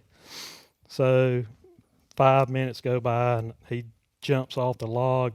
I thought, and I don't see him, so I said, okay, I need to go. So I'm walking in my spur. I didn't take them off or nothing, so I'm going. So I see the tree. I was like, that's the tree right there. So that would have really put me on the kind of like almost northwest. Mm-hmm. So, and we had an east-northeast wind, so I said, well, that'd still be okay. So I start going up the tree, and this log that I saw the skunk was, like 7 yards from the tree. So I start going up, I'm unpacking, going there, tied up all my pull-up ropes. Start going up the tree, and I start hearing something, and I see bushy tail coming out of the log. I'm like, oh no. So I'm only like 5 feet off the ground. So I'm digging. So I get on up about 10 feet, and I'm like, I'm just hoping he can't spray that high. Yeah. I was like, I am not moving until he gets gone, because I had no idea, what he might do. Yeah. So I just pull out my phone. I said, I'm going to video him anyway. You sent me that video, dude? Yeah. Yeah. So I sit there and video, watch him. He's hunting grubs, whatever, doing his thing. And then finally he goes that direction that I just came from. So I start going up the tree, and then right where I want to go, about 20 feet up the tree, there is just a huge leafy limb. I was like, man, this is not going to work. I'm going to get where I need to go, and and it's not going to work. Well, let's go back. I actually started climbing the second tree that I found. So this was the third tree of the morning. So I was not a happy camper with these guys, throwing me out. Well, these guys, that guy, remember. So anyway, I knew where I needed to go. Yeah. Thomas so, yeah, at this point, I'm getting no texts, or I'm not even worried about my phone, And it's funny, after I get into the third tree, that was the second tree, that I'd climbed. And so I get on up, and I'm sweating. I mean, I'm not happy. I was like, this is not going to be a good day. I can already tell. So I just, I get settled 25 feet up in the tree, and I can see, and it's breaking day pretty good. So, backpack still on the ground. I'm just resting and trying to cool off a little bit. So I finally get my phone, and Thomas goes, "Did you see somebody over there?" Now, on a text, I'm like, "No, man, I ain't seen nobody." And and I didn't know. Then I get a text from, I guess y'all Added you. added me to the group. Anthony's on camera over there. You know, I'm like, oh, great, that is y'all's camera. So, you know, what? It was funny that. And then we started kind of communicating. Yeah, I saw you walk back, and I was like, man, I'm sorry. You know, so get settled in, get everything pulled up. You know, I make these lifelines, and I had a bracket without the lifeline. I was going to use it to hang everything, and for a prop, you know, to shoot. So I had all that up, you know, and then about, I guess it was 7:30 maybe, I saw some deer coming. I was like, okay, this might be pretty good. So I started feeling a little bit better about y'all's guide service, you know. So, you know, sitting there for, I don't know, a little bit, and I think you shoot about 9:15. It was like 8:30, and you saw those first 3 does, and they spooked off or something. You texted me, said they smelled the chili from. Yeah. We had chili night before. Yeah, and that'll lead up to the story that I'm about to tell too. Oh, okay. Well, the 3 I mean, I said, man, I picked the perfect tree because they would have came right under me. And then once it got real good day that you could see, I could just see all the trails out in that CRP. And I was like, man, I was really feeling good then. Mm-hmm. And I said, man, I picked the perfect tree, you know. They're going to just come, you know, right to me. Had that northeast wind. I was like, this is going to be awesome, you know. Yeah. So Now, real quick, I think we ought to take a break. And we're going to hold off because we're going to talk this, because this story is going to be real in depth. We're going to take a break, and when we come back, y'all going to get some gifts real quick, okay? All right, so I hate to do it for you listeners, but we'll be right back. And we're back from the break. Before we jump back into the story, we got a little present for our guests here. We got a couple Southern Outdoorsman hats. So we got these back in stock. We got the old school camo, and we call this one the chocolate chip. It's my favorite. Chocolate chip. That's a good looking hat right there, son. Yep. All right, so Anthony, you get first pick since you killed the giant monster buck. Which one do you want?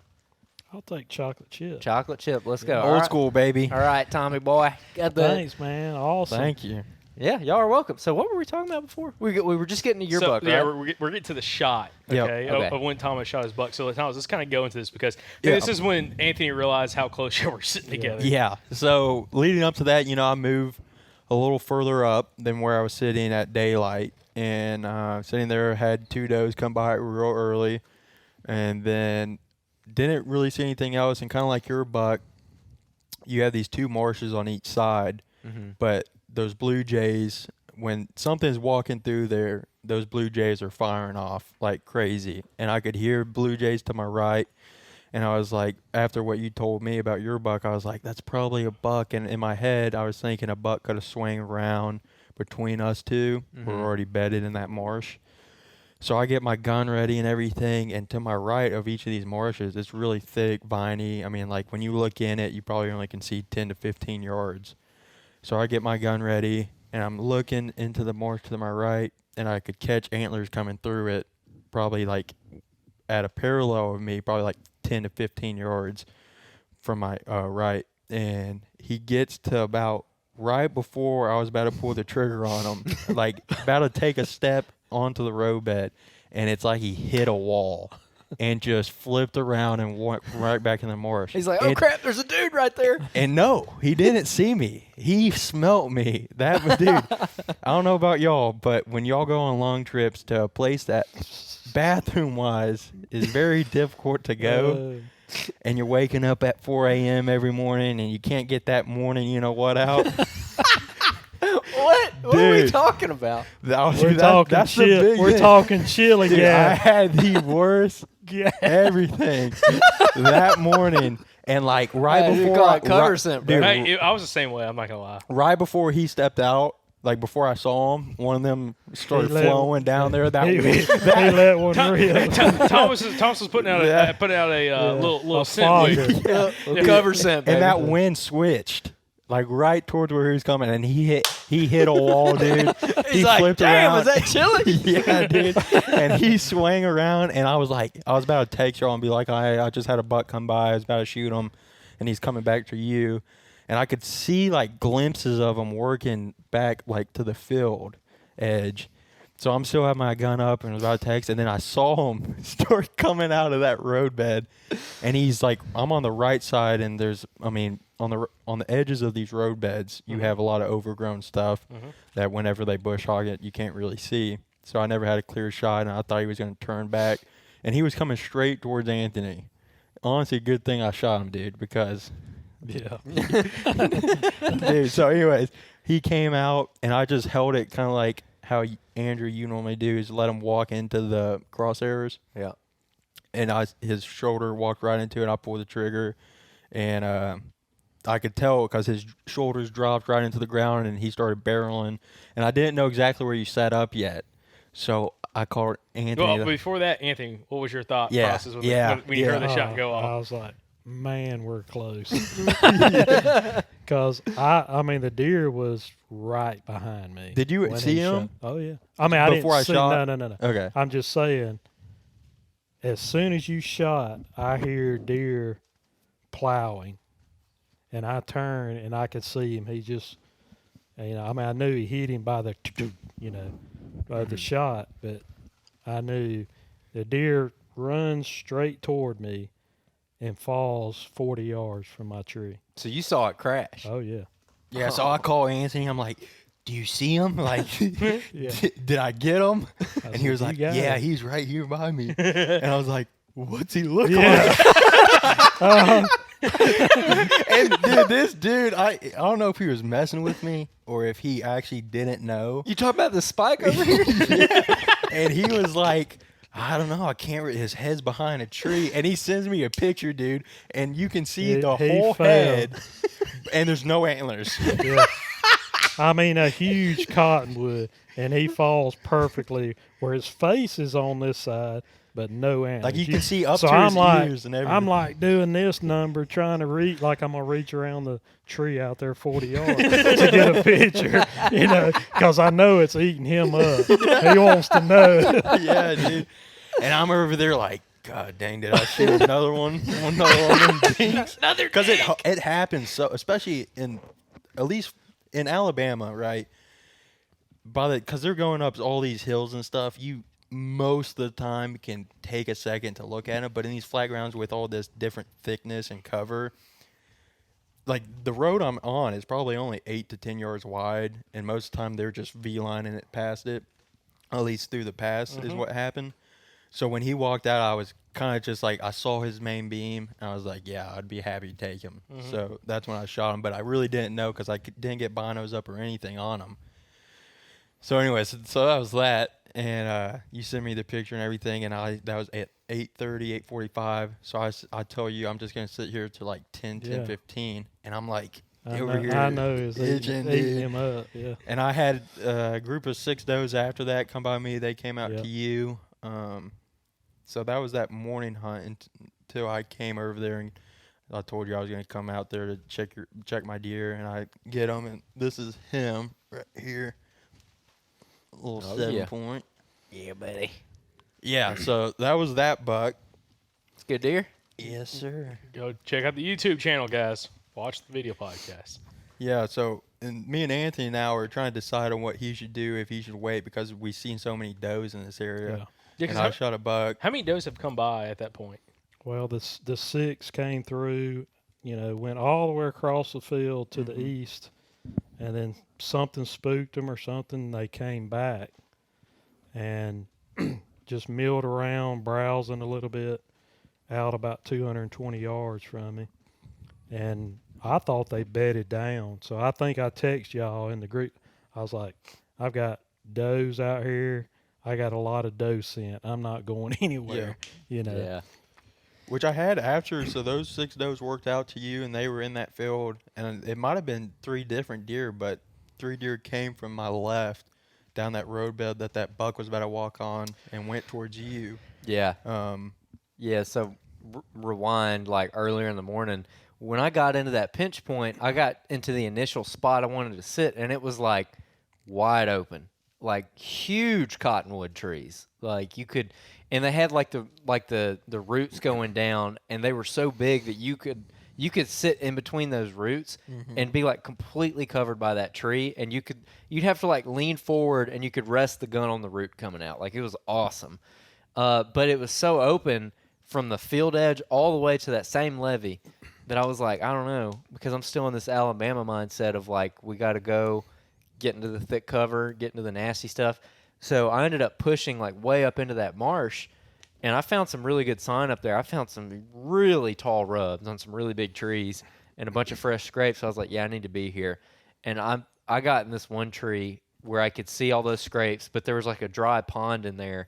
And if I got in this one tree, I could look right smack down the middle of that dry pond, and it had thousands of tracks in it. They had the grass completely laid down for like 50 yards. They'd walk through there so much. So I get up in this tree, and I don't know if I've ever made that much noise ever getting up in a tree. I could have had a helicopter drop me off and be less disruptive. It was bad. So like I got in the tree, and I had zero I was like you. I was sweating, cussing up a storm. I was mad. Get out, I'm like throwing vines out of the tree. Like it was terrible. And I got up there, and I was like, yeah, I'm not going to see anything. It's not a one-sticking tree you're saying? No, I one sticked into it. But like every time you move the stick, as you're climbing, you got to like reach above you with little shears and like cut all these vines and pull all this dead crap out of the tree. It was just super, super thick. And so you had to like cut your way and break your way up the tree. And I got up and to hunting height, and I didn't see anything until like well after you shot. I had a doe come through at like 25 yards, and that was it. And I didn't hear or see anything. And you had shot your buck, and you were starting to drag it out.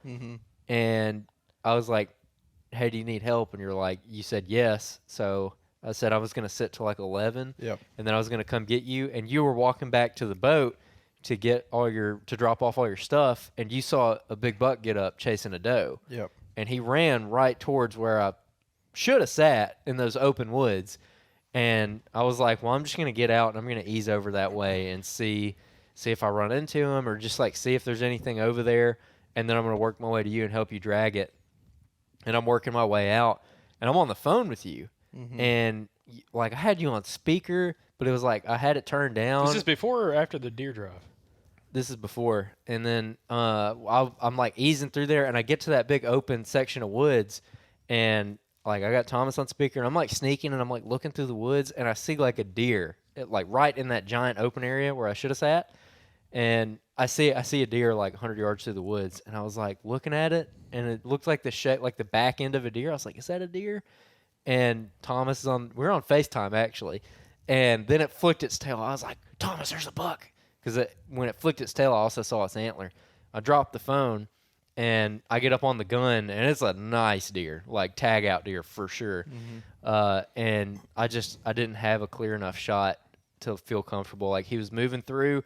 Like when I first saw him, I could have shot him, but I saw he had antlers, and looking back, I should have just shot the thing because I saw he had like nice antlers with my naked eye, but I was trying to confirm through the scope because I'd already passed a really good deer, so I didn't want to shoot a smaller deer, So I get on the scope, and I crank the scope up, and I'm like trying to figure out what he is. And by the time I realize what he actually is, he's already started to walk. And I'm just like getting him through gaps here and there, and I just never got a shot I felt comfortable with. And he goes right up into the marsh that I just walked out of. And so I sit down, and I'm like grunting and doing all kinds of stuff, and he just never comes out. And then, Thomas, you end up swinging way around, going around the edge of the field, seeing if you could push anything up to me as you were coming to meet up with me, and just nothing. Didn't see anything. Yeah. And then you ended up bumping that deer to Anthony, and Anthony shot it. Yep. Or saw it, didn't shoot it. Shot something bigger. And I was going to say, that morning was the only real excitement I had on this trip, because when y'all were doing all that, our buddy Devin Duncan, okay, he shot a real good deer in Virginia, and he messaged us about it. And I was answering his message on Instagram. Have you told Devin this? No, I haven't told him this, so he's going to hear it on the podcast, say it on the podcast. So I'm messaging him, and I think I'd seen, I had one doe come by me that morning in that gap where I was sitting along that levee, or sitting along that slough. And I'm texting him, and it's like 10 o'clock. It's like 10 something in the morning, and all of a sudden I hear, bruh.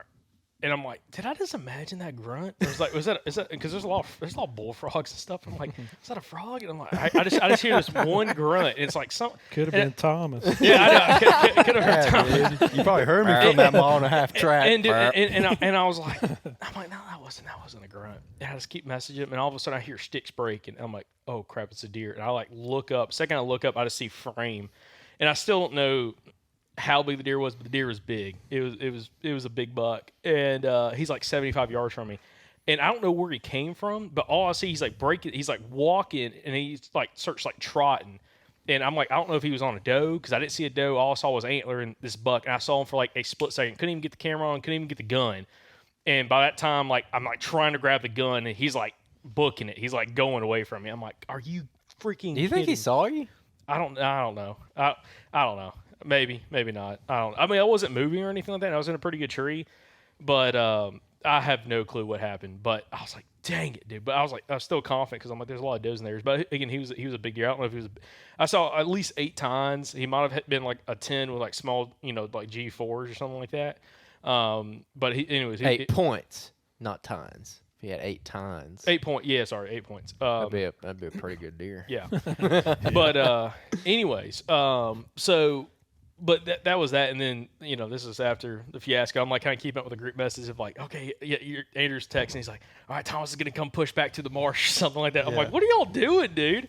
Because my game plan from where that deer was, like we were burning a spot. yeah, dude, we were pushing. I mean, I swang all the way around and probably pushed. I mean, I walked probably a mile around to be able to do that first initial push towards you. And then after I got to you, I think, and then I swung back around. Yeah, because you got to me and nothing came through, and I was like, hey, that buck just walked into this marsh. Like, see if you could swing around and bump him out of there. And you did, and he ended up running to Anthony, right? Yeah, Did you like see straight? Yeah, I saw him running through the field. It was that big 8 he saw. I mean, like, when I saw him, I was like, dude, give me another tag. Dude.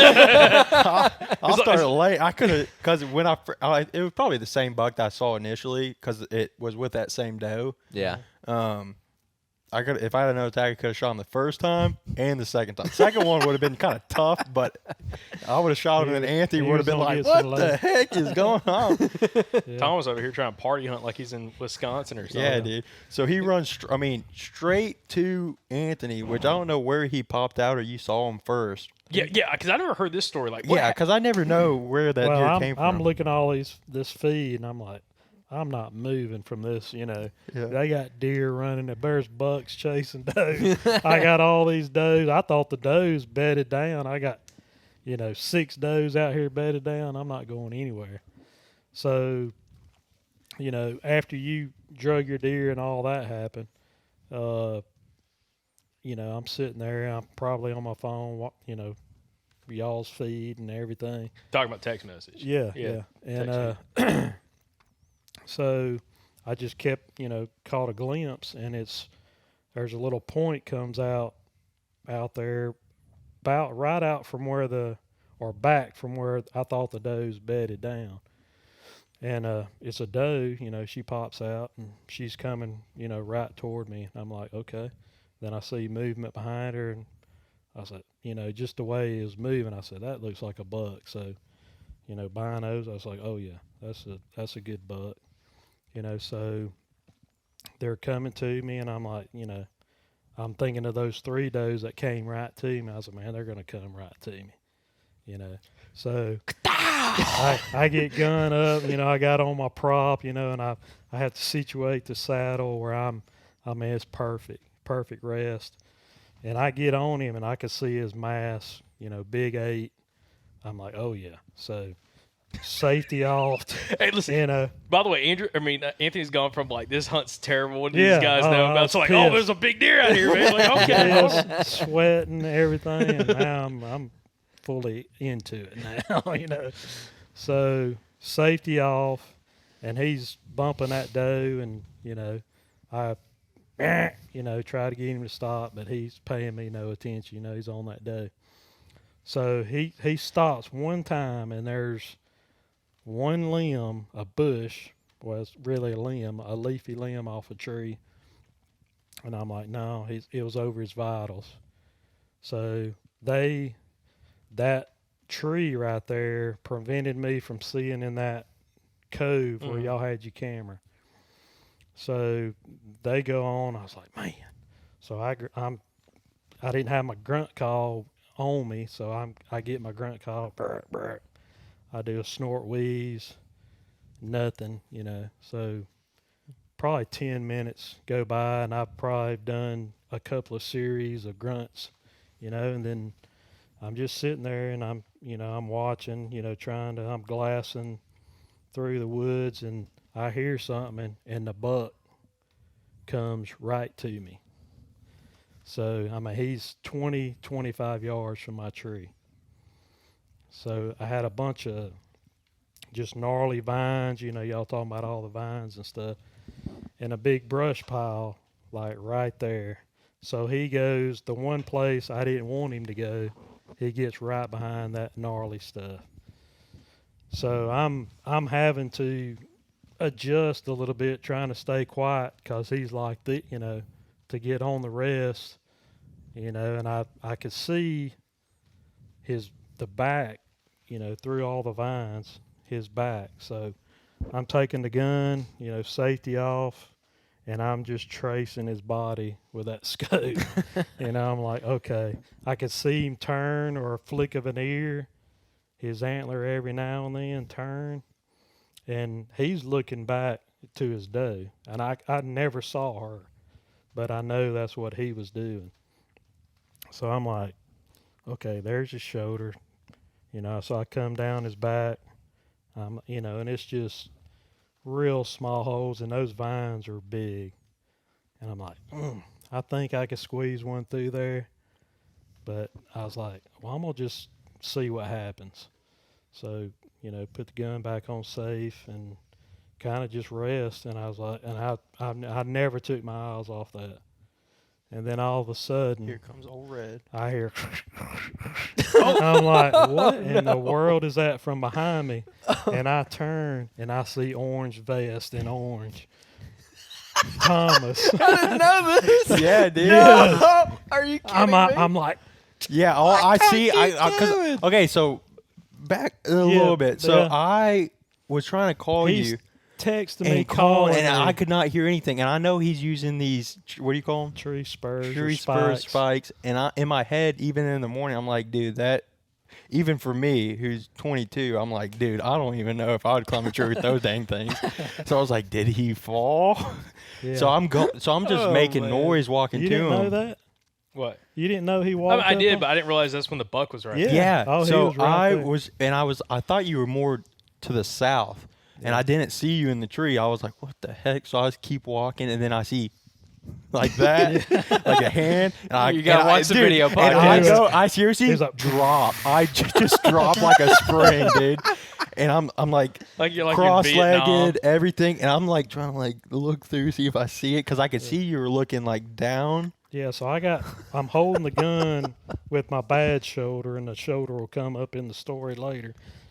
And I'm doing this number, Yeah, saying I'm over rack, and so he sinks down, and I guess the buck heard or saw Thomas, because when I looked back, he was not there, in the vines and stuff. So I think did you hear me grunt and snort wheeze? Mhm. So I did it again, and all of a sudden he pops up outside of the vines, almost on the field edge. And I was like, man, this is about to happen. This is going to be incredible. Thomas is going to This watch is going to be this. incredible. Thomas right here. Yeah, dude. And I'm fixing I was to about to smoke start this buck. scraping, dude. When you were grunting and stuff, I was like, should I scrape or like pretend like I'm a deer? But because I didn't know where the heck it was. Yeah. And yeah. But he pops up like, where's that buck? So that snort wheeze got his attention. And he turns and he looks back, and I could see just the right side of his rack. And he must have been looking at where his doe was going. And she must have, they just walked off, because So I they never weren't heard. north? They walked, north. Okay. Down, if I could have seen in the cove, Mm-hmm. but, I couldn't see back in there Mm-hmm. where y'all's camera was. Mm-hmm. So, I just sit there and I never look back at Thomas. And I'm just, I'm still grunting, but it seemed like it was probably 10 minutes went by, 10, 15 minutes. I look back and I see no orange. I'm like, where did he go, Because I was thinking if the buck is still there, they may have bedded down. I was going to get Thomas to swing around, maybe bump him out in the field, and I'd get a shot then. Mm-hmm. So I'm texting, where'd you go, and no response. And I guess y'all were already back to the boat with his buck. Yeah, I think we were dragging it at that Yeah. point, weren't we? Yeah. Because I peeled out of there like just real quiet because I still didn't know where the buck was. You did good because I never heard him. Yeah. And what was he? I mean, because you got a He better was a- look than both of us. Yeah, I mean, he was right. He was a big. I mean, I'd have shot him all day Yeah. because I had the safety on and off probably 4 times. Just like a heavy 8-point. Heavy. Big heavy Heavy 8. eight. Yeah. Yeah. Did we get that deer on camera?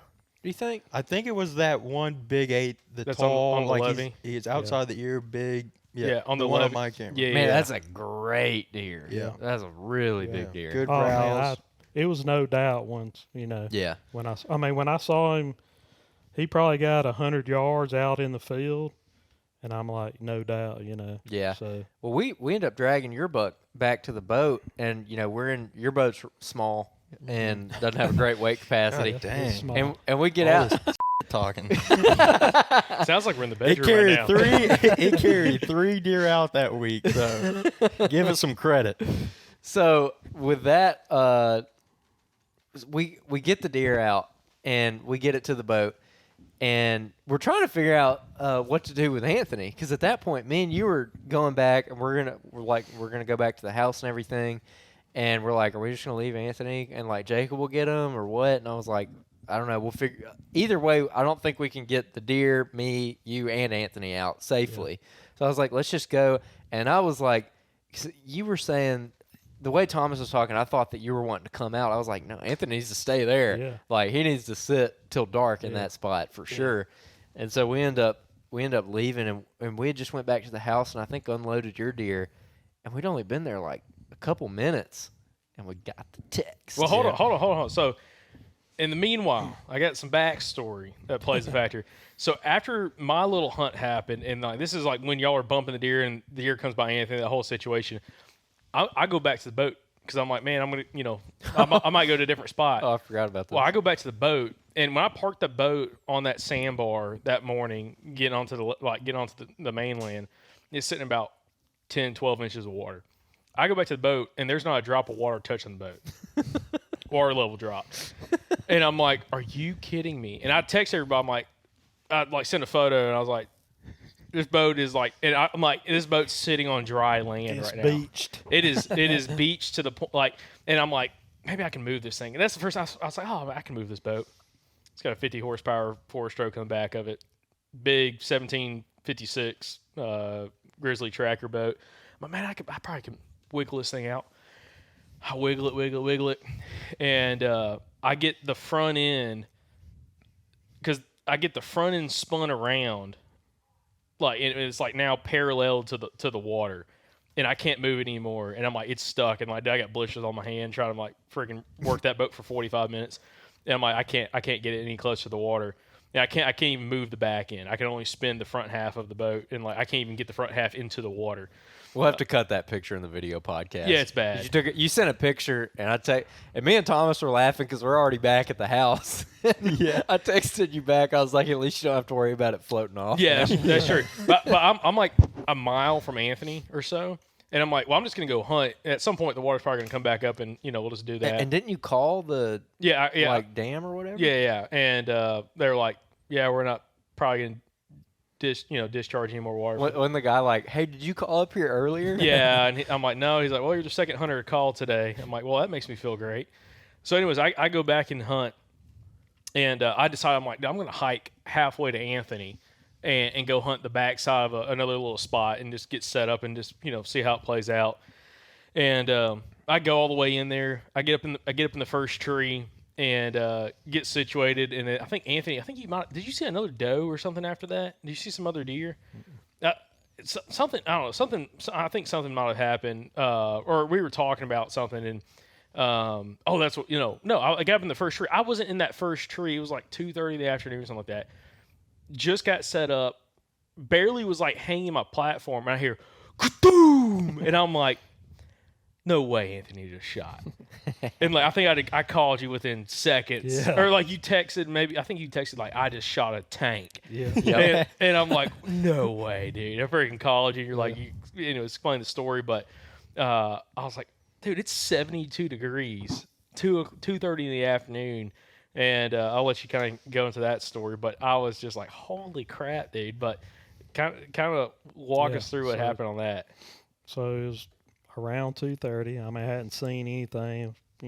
Looking at my phone again, and I look up exactly where the 8-point and the doe come out.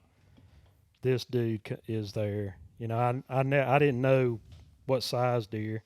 It was 200 yards where they first come out. So he starts working to me, and go to YouTube, guys. Watch this. He flashes this side right here to me, and I'm like, oh yeah, because when he did come out, I'm like, oh, that's a buck. I mean, I knew. So there's no binoculars. It was gun up, So he flashes this side. And I'm like, well, he's got 5 on that side, So I said, shooter definite. And once I got the scope on, I still had no idea. And he was following the doe that the 8-point was on. Following that scent trail? Yeah, so 3 hours later, he was on that doe. So he got 150, and he was about to go exactly where the 8-point, where I couldn't make the shot.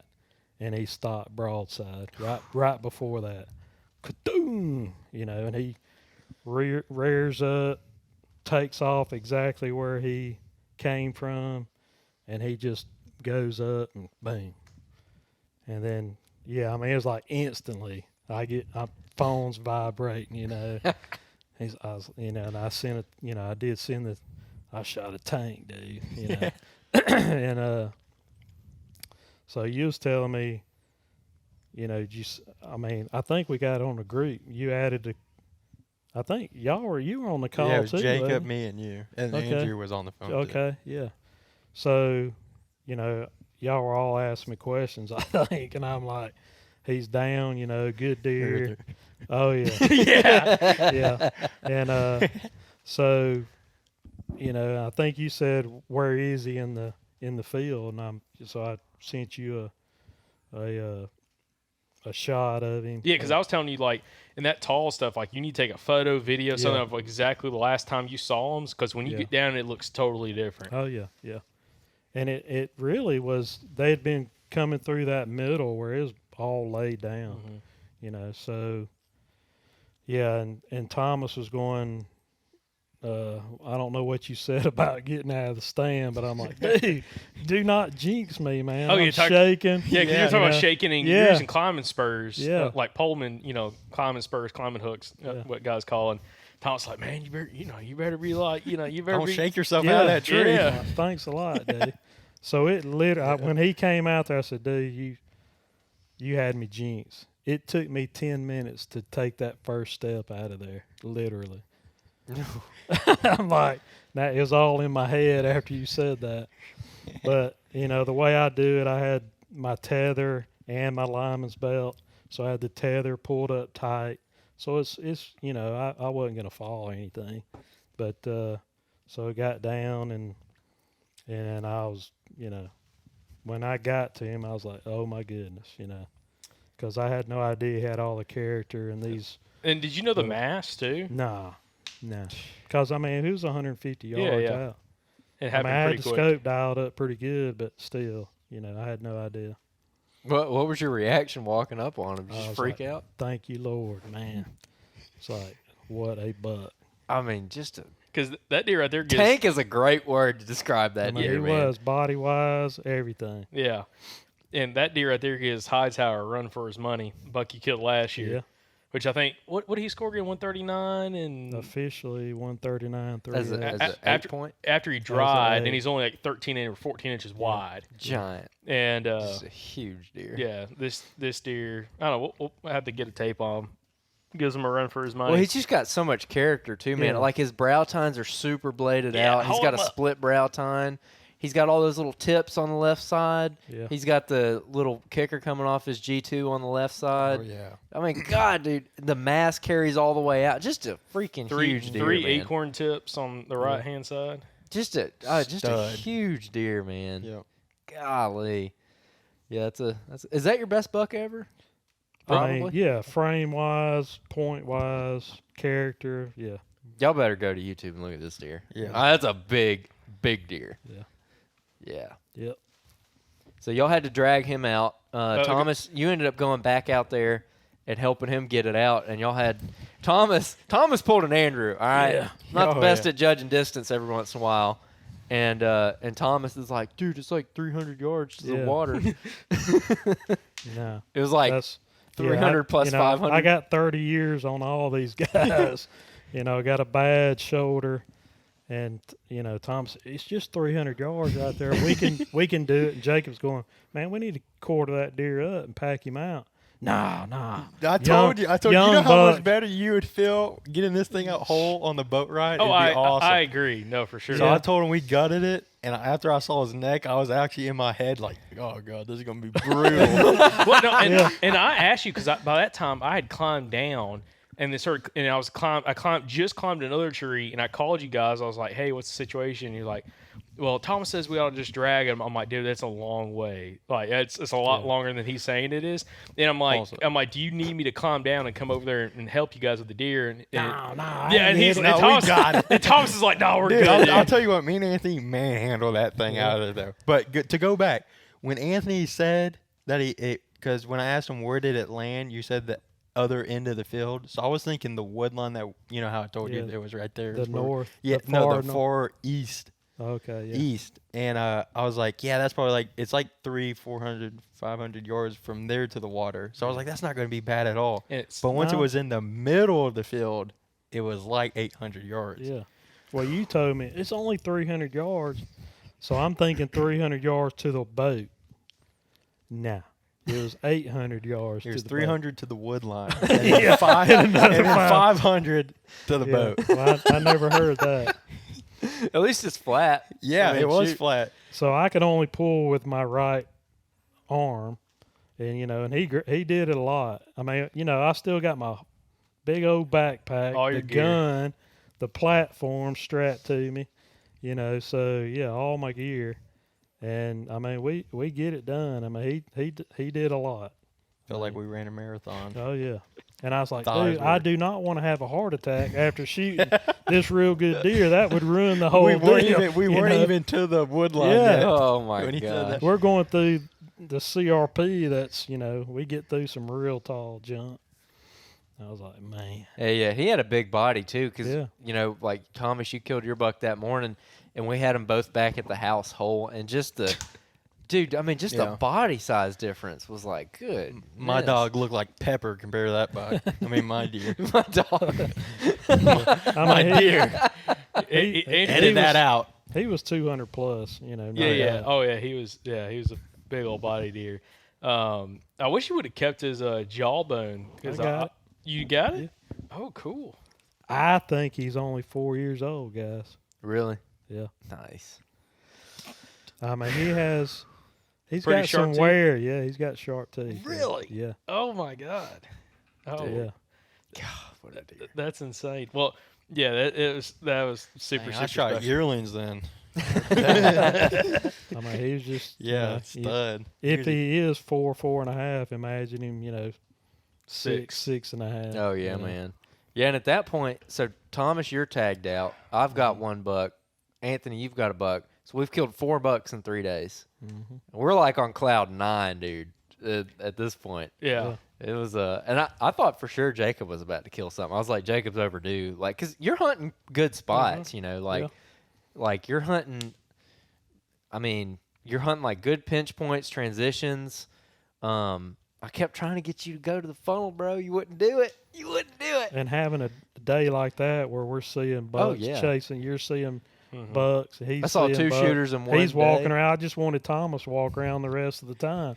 He's Thomas a little bird dog. Yeah, dude. I was pushing them everywhere. He's our little beagle dude. Oh, brush hunter. They saw old Red coming through the woods. They so were it was running. just a matter of time for you to get yours, mine to get my second, Jacob to get his. Yeah, that next day, luck kind of turned a little bit. Yeah. Well, actually, before so me and Thomas, we had our ladies there with us. So I had Tiffany and Piper, which was really awesome having them there and getting to like go home and like play with my daughter every night. Yeah. That was awesome, man. And Thomas, you had Bella there, your fiance. And so we were like, "Hey man, we both got bucks." I was like, "Let's take them out to eat tonight." And so we go on like a little double date. We're sitting at the restaurant. It's dark outside. It got dark, and we're just waiting on the phone call from Jacob. Dude, I hiked 3/4 of a mile or almost a mile back to the. It took me. I knew that Jacob wouldn't even get back to the boat for at least an hour after dark. So I'm like, let's go get dinner. Yeah. And dude, I hiked back. Let's see if he can figure this out on his own. I hiked back, and that boat, there's not a drop of water touching that boat, dude. And I'm 6-7 miles from the boat ramp, and I'm like, this is gonna suck. And I sit there, I'm like, I need some help, guys. And I'm texting everybody, I'm like calling everybody, I'm like, hey, boat's still not out of the water. And then I was thinking, I'm like, we can't hook Thomas's boat up to it and yank on it because that little 6-horse, that ain't gonna do nothing. And I'm like, maybe if we have 3 or 4 of us push on it, we might be able to budget because I can't move the back of the boat with one person. I mean, I'm trying to pick it up. I can't even pick up the back of the boat. And should have been doing more deadlifts, bro. Man, I don't know if you can deadlift 700 pounds, but anyways, and I texted a buddy of mine, and I was like, hey man, actually no, I put in our group. I had a group Snapchat with some dudes, some of my buddies that live up there. And I was like, hey, send him a photo. And then Quentin hit me up and he was like, hey, dude. He's like, hey, I saw saw your boat stuck. I'm like, yeah. I'm like, yeah, it is. He's like, you want me to bring my duck boat out there? I got a mud boater. I'm like, we probably can yank it off. And I'm like, sure, we can try it. And then I told him, I'm like, dude, I don't think you're going to have enough. I'm like, we need a boat. I need a boat with a winch, which not many people have a boat with a winch, where you could strap it up, to like some trees or something, and then put the winch to the boat and then start yanking on it, start trying to winch it off. Or, we need your boat and a couple dudes. So like we ended up planning on having you guys come out and Quentin as well, and getting everything all rigged up. And as we're doing it, I was sitting there. I think I got back to the boat at 6:30. Yeah, Andrew, you're right, because it got dark at 5:30. I told you, man. We're sitting there at dinner, and the way that the Myers siblings talk to each other is like hilarious to me. Y'all are brutal to each other. It's like my favorite thing ever, just like hanging around all 4 of y'all, because y'all are just like so mean to each other sometimes. And so I'm talking to Jacob on the phone. I'm like, yeah, dude, I don't know, we'll have to leave dinner. And then Thomas gets the phone. He's like, can't you just lift it and get it out of there? Come on, dude. He's like, I don't want to go all the way out there. I already took a shower. Yeah. But I was like, Thomas, my boat isn't a tin can like yours. Like you can lift your whole boat and just like manhandle it. I hope you brought a tent, bro. Yeah, I'm like, you're not doing it with this boat. And hope you got your lighter and some little. You're gonna have to go scavenge for some food. Because obviously killing a deer ain't gonna happen. Yeah, you better go find Anthony's gut pile, get the liver out of it. And I was like, dude, we can't leave this boat. So we leave this boat here. We can't all get in Thomas's little dinghy and get out there the next day. Like we're going to do multiple trips, and I'm like, that's going to suck. Like there's no way we can do that. And but we ended up deciding that after y'all got done having your little dinner, your little date night, that y'all were gonna get out there, and it got to like 7. It's probably almost like 7:30, and I was on the phone with Anthony, and while I was on the phone with Anthony, I'm like, I think the water's coming back up, and he's like, well, put a rock down there on the water line where it's at right now and watch it. I put a little rock down. And I'm on the phone with Anthony. And we've been on the phone for like 20 minutes or something like that. And all of a sudden, I'm like, dude, that water's coming back up. Like, it's past the rock. Like, it's now touching the boat, the whole 9 yards. And, dude, I mean, in 10 minutes, it goes from, like, this boat is sitting on dry land to I can push the boat out into the water. And, like, I'm in 10 minutes, 15 minutes, I'm, like, motoring out of there. I mean, the craziest freaking thing. I text Quentin, text everybody. I was like, hey, dude, like, we're good. Like, I was so glad to get that text because we didn't even leave the restaurant till I think after 7. mm-hmm. And I was like, God, I don't want to get on a boat and drive out there right now. I was like, please let the water come back up. And thankfully it did, and I was able to get it back out. But, dude, I'm like, another lesson learned. I had you back, man. Yeah. I didn't know where I was going, but I was. Oh, yeah. I You got kinda- the boat ramp yet or no? No. No, he's at the house, but he's like, I can bring the boat out there. I'm like, well, you and me can't get it off. Like, we're going to need everybody. We were going to get in your buddy's boat with the mud motor. Yeah. I was like, get him out there and see if he can just freaking crank it out of there with his boat. Hook it up and see if you could pull it. Or if nothing else, we could all jump on his boat. Because, like Thomas's boat, I don't want to get in there with 3 people. No. Yeah. And that's what we were going to do is get in his duck boat or y'all get in his duck boat and come out. But anyways, we were able to work it out. But it's kind of funny because I talked to a duck hunter because, again, this area gets a lot of duck hunting pressure. And I ran into a duck hunter later in the week. And I told him that story. He's like, oh, dude, that same thing happened to me like 3 years ago. And he's like, they got a mud motor and they get way back in these sloughs. And he's like, we didn't even think about the water dropping.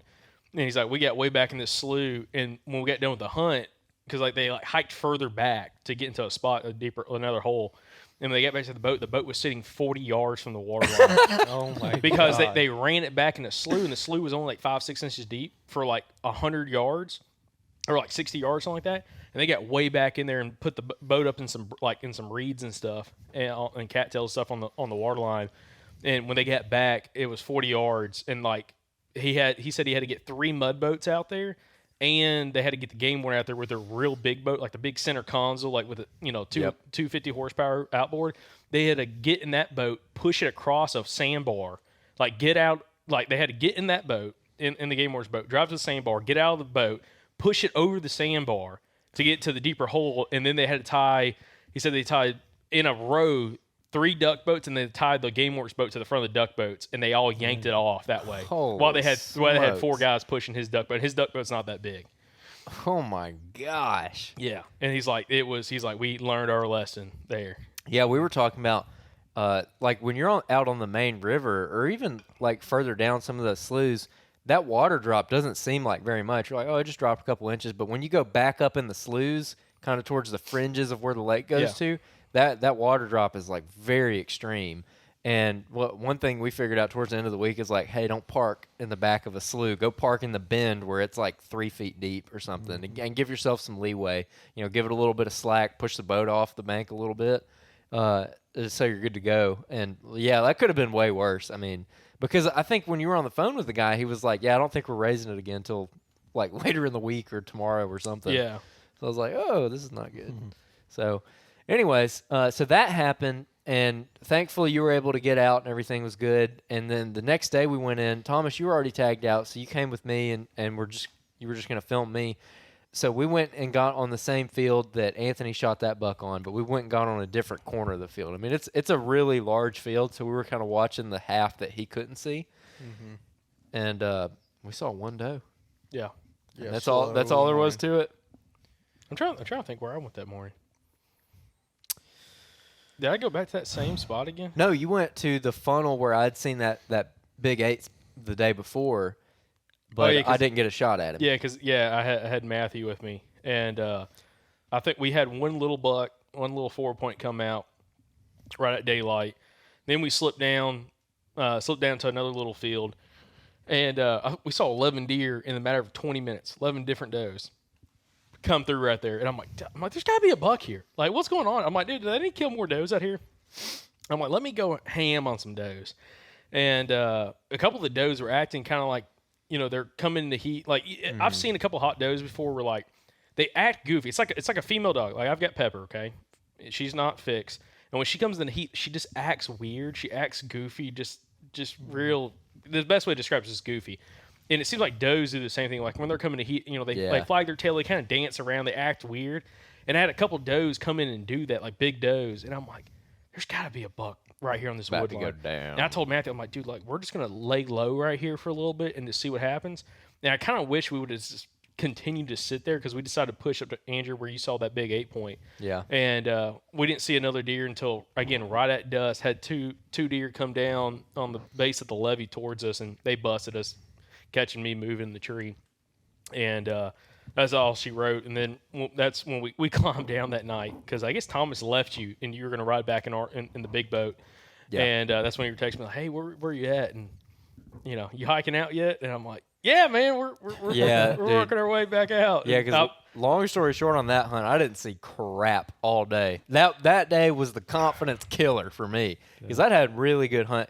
I mean, like day 1 saw 15, day 2 killed a buck, day 3 passed a buck that I wish I'd have shot. Still and then saw a bunch had here. and then had an opportunity at a really big buck. Day 4 saw one doe at 7:30 a.m. hunted dark to dark. That's the only thing I saw. Yeah. I mean, it was brutal. I hate. I was telling somebody, it might have been you. Like I don't mind an all day hunt if I'm like turkey hunting or something or small game or whatever. But like for me personally, an all day whitetail sit is not fun. I do not like it. I'll do it. I'll grind it out for the goal, but like I do not enjoy that at all. You talking about like all day sit like dark to dark, like Yeah, like an all day sit dark to dark where I'm hunting the same area all day. I do not like that. Oh, I like it. I hate it. Because like by hour 4, I'm like, there are no deer in this place. Like confidence. But now if I get down and I'm moving, yeah, then that's something else. Like on our mountain hunt last year, like Thomas, I walked Thomas up and down that mountain, son. He did great though. But that I can deal with that because it's like we were kind of stage hunting through the area where it's like, okay, in the morning we're gonna hunt here and then we're gonna like J hook down and go to this other area. On that hunt, I hunted the same field all day. I just hunted on this part and then I got up and walked over and hunted this part. So I was looking at the same stuff and man, it sucked. I didn't see anything. But like legal light ends, I get down out of the tree, pack up all my stuff, walk 500 yards. And I'm sitting here looking at the field edge where I know Jacob is at, and I don't even see a light yet. I could see like 600 yards down there. I don't even see a light. I'm like, what is he doing? Like, dude, I got down. I'm like, he's 50 yards past this wood line. Like, where is he? And yeah, he just took forever. Yeah, we took forever. So Matthew, dude, he did good, especially because he's never sat in a saddle before. He deer hunts, but he's killed a few deer. Killed a few bucks and a doe, but he's only hunted like through like doing man drives. Like that's the way he grew up hunting with his granddad, is just doing man drives. And first time ever being in a saddle was that day, and dude, he did great. Like and come to find out, I was like, dude, you scared of heights? And he's like, no, I'm good. And we weren't climbing real high anyways. Can't get super high with those sticks. We were only at 14 feet or something. And then it's kind of funny because the second day I hunted with him, he's like, yeah, I'm actually scared of heights, but it's all good. Like, I'll tough it out. I'm like, I like that work ethic, dude. Like, we're going to be safe. Matthew did great. I love Matthew. Yeah, we'll do, and he was good using a linesman belt. First time ever using a linesman belt. I had to switch some stuff out and make him where he felt comfortable climbing. But no, he did real good. But yeah, that day was kind of, it got real slow for us that afternoon. But I think one big factor, other than Anthony's buck he killed, when you kill that deer in the afternoon, we really didn't have a ton of afternoon movement on this whole hunt. And I think part of it had to do maybe with that warm front. It just got so warm in the afternoon, kind of like those deer they weren't moving a ton. Like compared to the morning. Like mornings, it stayed cool till like 11 o'clock. And it seemed like the deer were just moving really, really good during that time period. And then after that, it could kind of shut down. And if I had to guess, if you were maybe in some of those really, really thick little spots, you would catch more deer like outside like some of the fields, but like if you get in like those real thick briar patches and like those marshes, you would catch a little bit better daylight movement. But like, even the cameras died, everything died. Yeah. So that was a big factor for us. But yeah, it was kind of interesting. After that, it was just kind of grinding out and really kind of Andrew. Was it the following day when you shot your buck?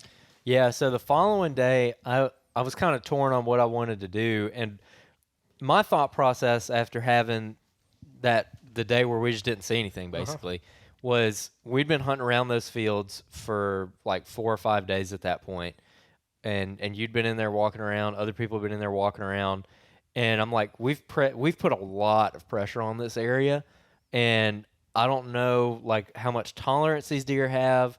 Thomas walked through all that like the day before, and like we just didn't see anything. So I'm like, maybe we push these deer out on the fringes, and if so, that where I killed my buck in the funnel was like a mile or so to the east. So I'm like, okay, that makes sense. Like if they got pushed way on either side of this, there should be deer basically a mile on either side of us.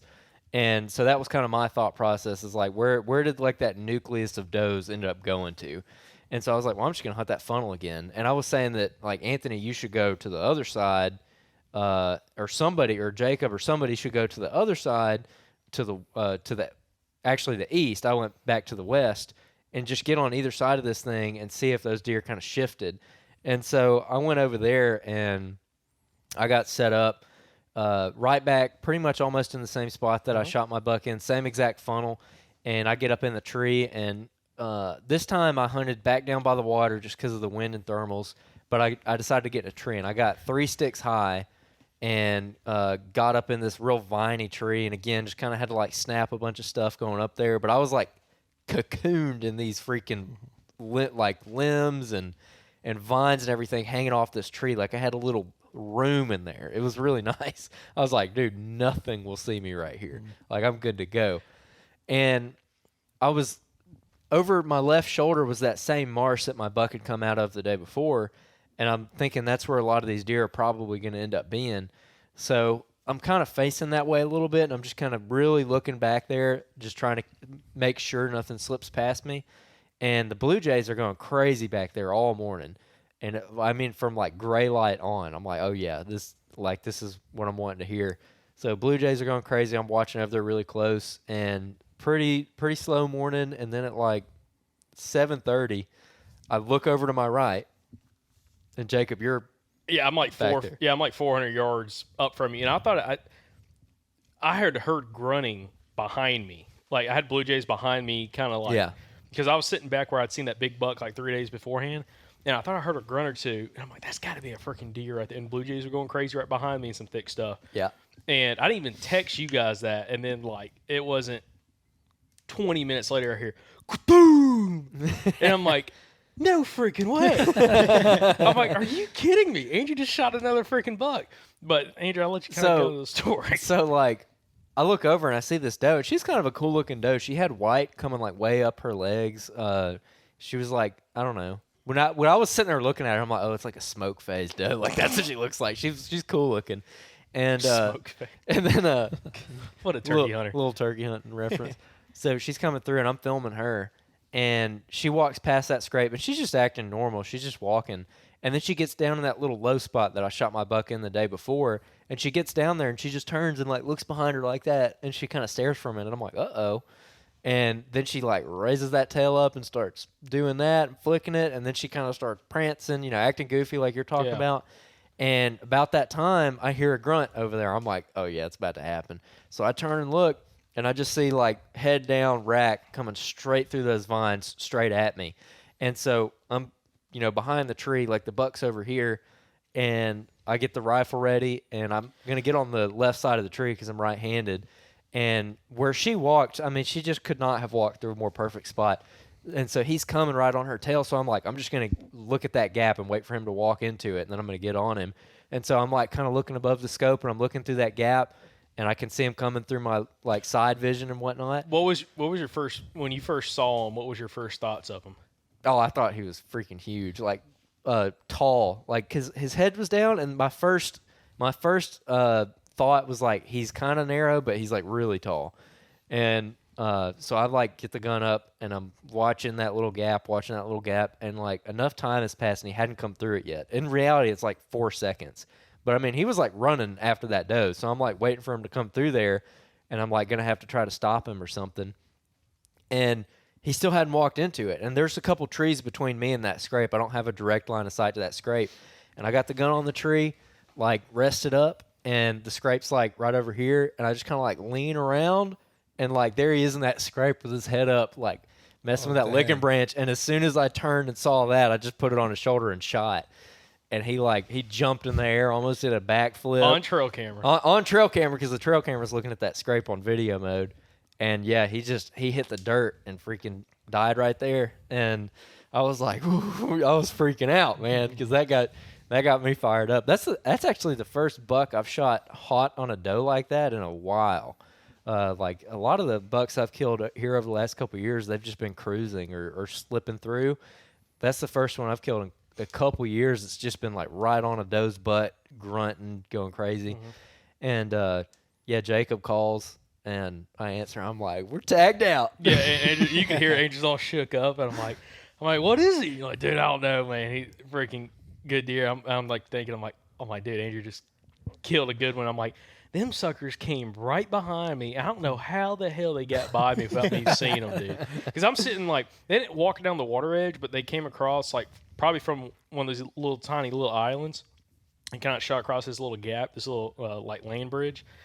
And it's like real thick right there, and we had already seen a bunch of tracks. And I'm like, because I thought when I was walking that morning, I'm like, maybe I need to sit, because it happened to me the morning before, or two, 3 mornings before when I saw that big buck.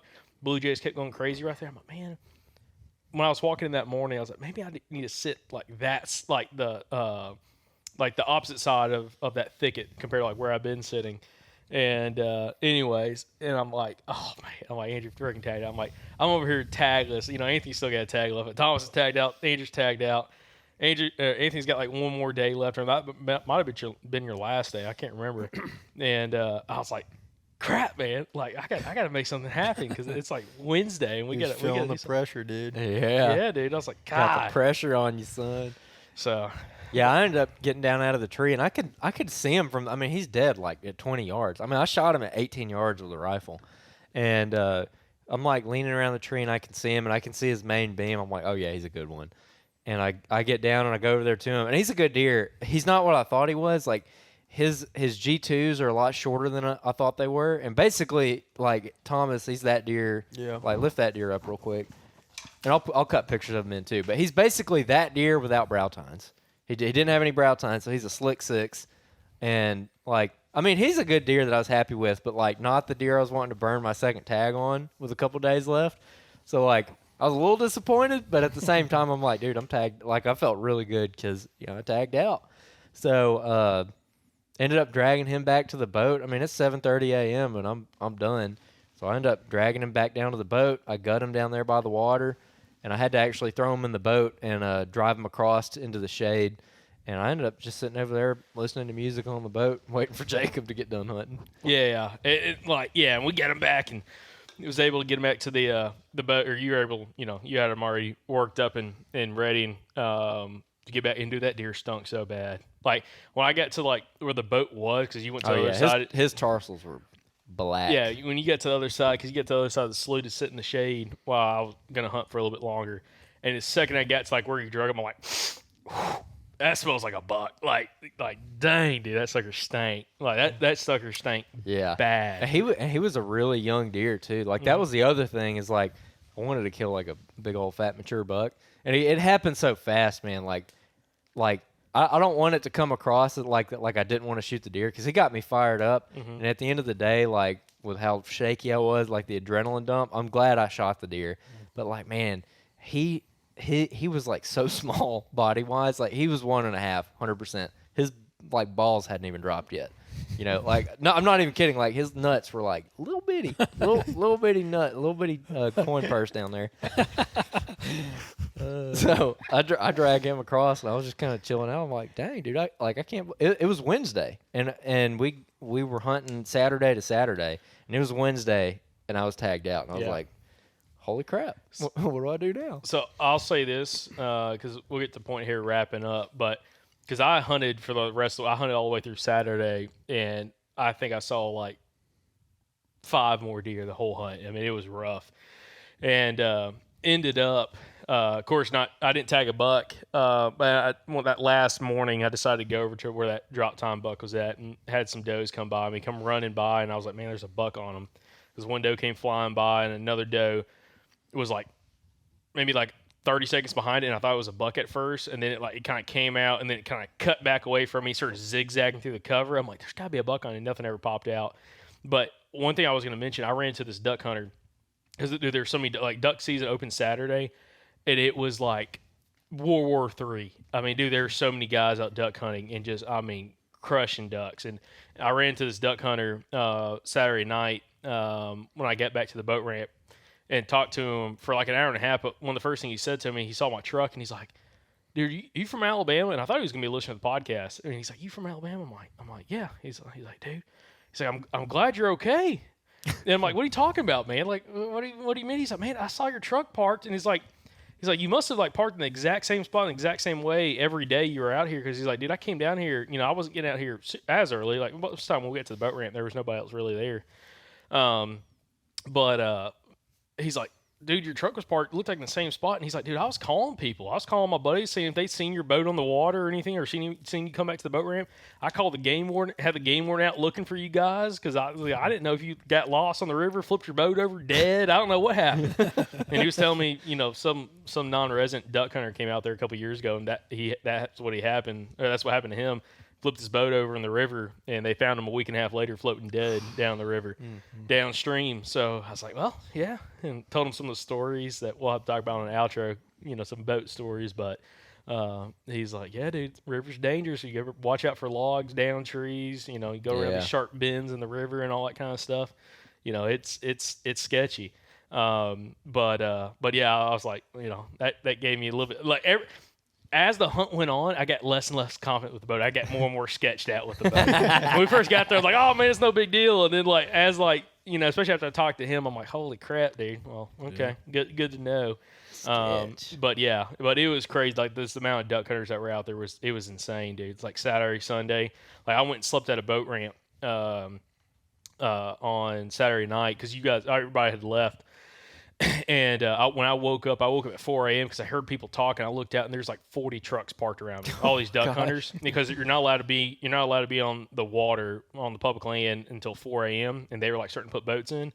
And then I knew I woke up because I wanted to wait until daylight to go because I had to go get one more trail camera, and I was going to wait until daylight to go get it because it's in a real sketchy spot, you know, boat wise to get in there. And, dude, I woke up, and I knew exactly when legal time was because I woke up to a barrage of gunfire. I mean, it was for like 15 minutes, just straight gunfire, dude. And I went out there. I was telling Anthony, I'm like, I felt like I was dodging steel shot getting into that camera, man, because, I mean, it's at the head of one of these sloughs, and, dude, like, it was crazy. But it was a fun trip. I mean, definitely learned a lot. You know, I went in with a ton of confidence and got humbled because I thought I was like, I told Andrew before we got up there, I'm like, dude, we should kill 5 or 6 bucks. And I was thinking I was going to kill 2. Okay. I'm like, Andrew, Thomas might kill one. I don't know if Anthony's going to kill one, but I know, you know, Andrew might kill a couple. And it ended up me not killing one. It was the complete opposite. Yeah. I mean, the group killed 5 bucks in 5 days out there, which is, you know, insane. So it was an awesome trip. Really enjoyed it. And, you know, we'll have a hunt video coming out. So like, obviously if you're watching this on YouTube, hopefully you're already subscribed to the YouTube channel, but we're going to be working on this hunt and we'll get it out here in the next couple weeks. And also when I tagged out Wednesday, I left and came back home to catch, cause Alabama's, gun season opened on Saturday. Mm-hmm. And so I came back and I shot one of my hit list bucks at the old hunt club on Saturday. 3 bucks in a week in 2 different states. 3 bucks in 6 days in 2 states. Let's go. Oh, Max was on a mission this season. I'm telling you, dude. I went on that trip feeling good because I already killed a good deer in Alabama public land, and Andrew just had to triple up me, dude. You know, just, you know, make it happen. But you know, it was an awesome trip. I was super excited. I was excited because Anthony, I felt bad last year when we went to Iowa because I'm like, I killed that one buck that you like were trying to kill, and like you decided to go to a different spot. I shot that buck, and then and you didn't kill on that trip. So like when you killed that deer, I was so happy. I'm like, thank God Anthony killed one because I'm like, he's going on all these out of state hunts and like not having success. Him. Yeah, I'm like, you know, I'm glad you killed one. He killed probably your best buck yet. So. You know, that was awesome. Very, very memorable trip. And it was fun having the whole deer camp aspect, kind of come back to the house, cooking out, and having all that kind of fun stuff. So definitely recommend it for, you know, listeners and viewers. You know, if you can do one of those deer camps, whether it's, you know, your local hunting club or local piece of public land or go out of state, it's fun to do. Yeah. So truly enjoyed it and appreciate y'all coming out for the hunt, man. It was a good time. Yeah, it was exciting. It was awesome. Sweet. Me and Anthony already decided we're going back next year. I don't know about y'all two, but we are. Andrew's already talking. He's like, man, we need to go to this other piece of public land. I'm like, man, we're gonna leave one spot to go learn a new spot, which I'm fine with. I think it'd be fun to go try a new area, but maybe an area that's even more known for bigger bucks. 'Cause this is an area that's not really. It's known for duck hunting. It's not necessarily known for like deer hunting, really, a whole bunch. So it might be cool to go to a spot that's a little better, probably maybe potential quality, but we'll have to see how she all plays out. But anyways, other than that, again, appreciate y'all, joining on the hunt. Appreciate everybody watching this video on YouTube, and appreciate everybody also listening to this podcast. If you enjoyed the episode, let us know. Leave us a written review on Apple Podcasts. Appreciate all the new reviews coming in. Appreciate all the listener success stories, because while we were on this trip, y'all were hammering some bucks in a bunch of different states. So it's been awesome seeing all these listener success stories come in. And also appreciate everybody been buying the merch, buying the new hats coming in. Again, like Andrew had mentioned earlier, we got the 2 hats that sold out in like 3 days. We got a whole new shipment in, so go pick them up. Again, we call this the chocolate chip hat, and then the old school camo hat that Thomas has right there, which is a really sweet looking hat. So y'all go pick those up. Appreciate that support, and just appreciate y'all watching and listening. So we'll have to catch y'all back on this week's Thursday breakdown, all running together.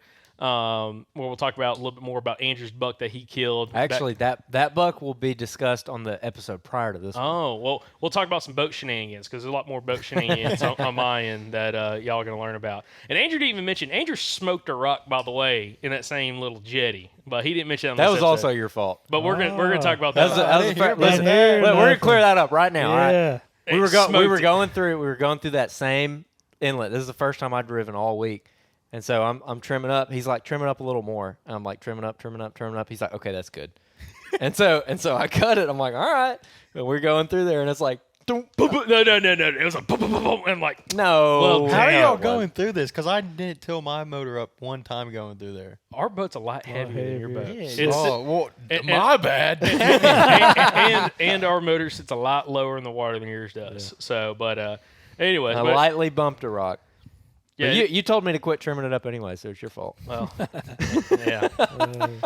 Anyway, but it was a fun trip nonetheless. But we still got other boat stories we got to talk about. So just tune in for this Friday breakdown or Thursday breakdown, whatever it is now. And again, appreciate y'all watching, appreciate y'all listening, and remember, guys, y'all stay Southern.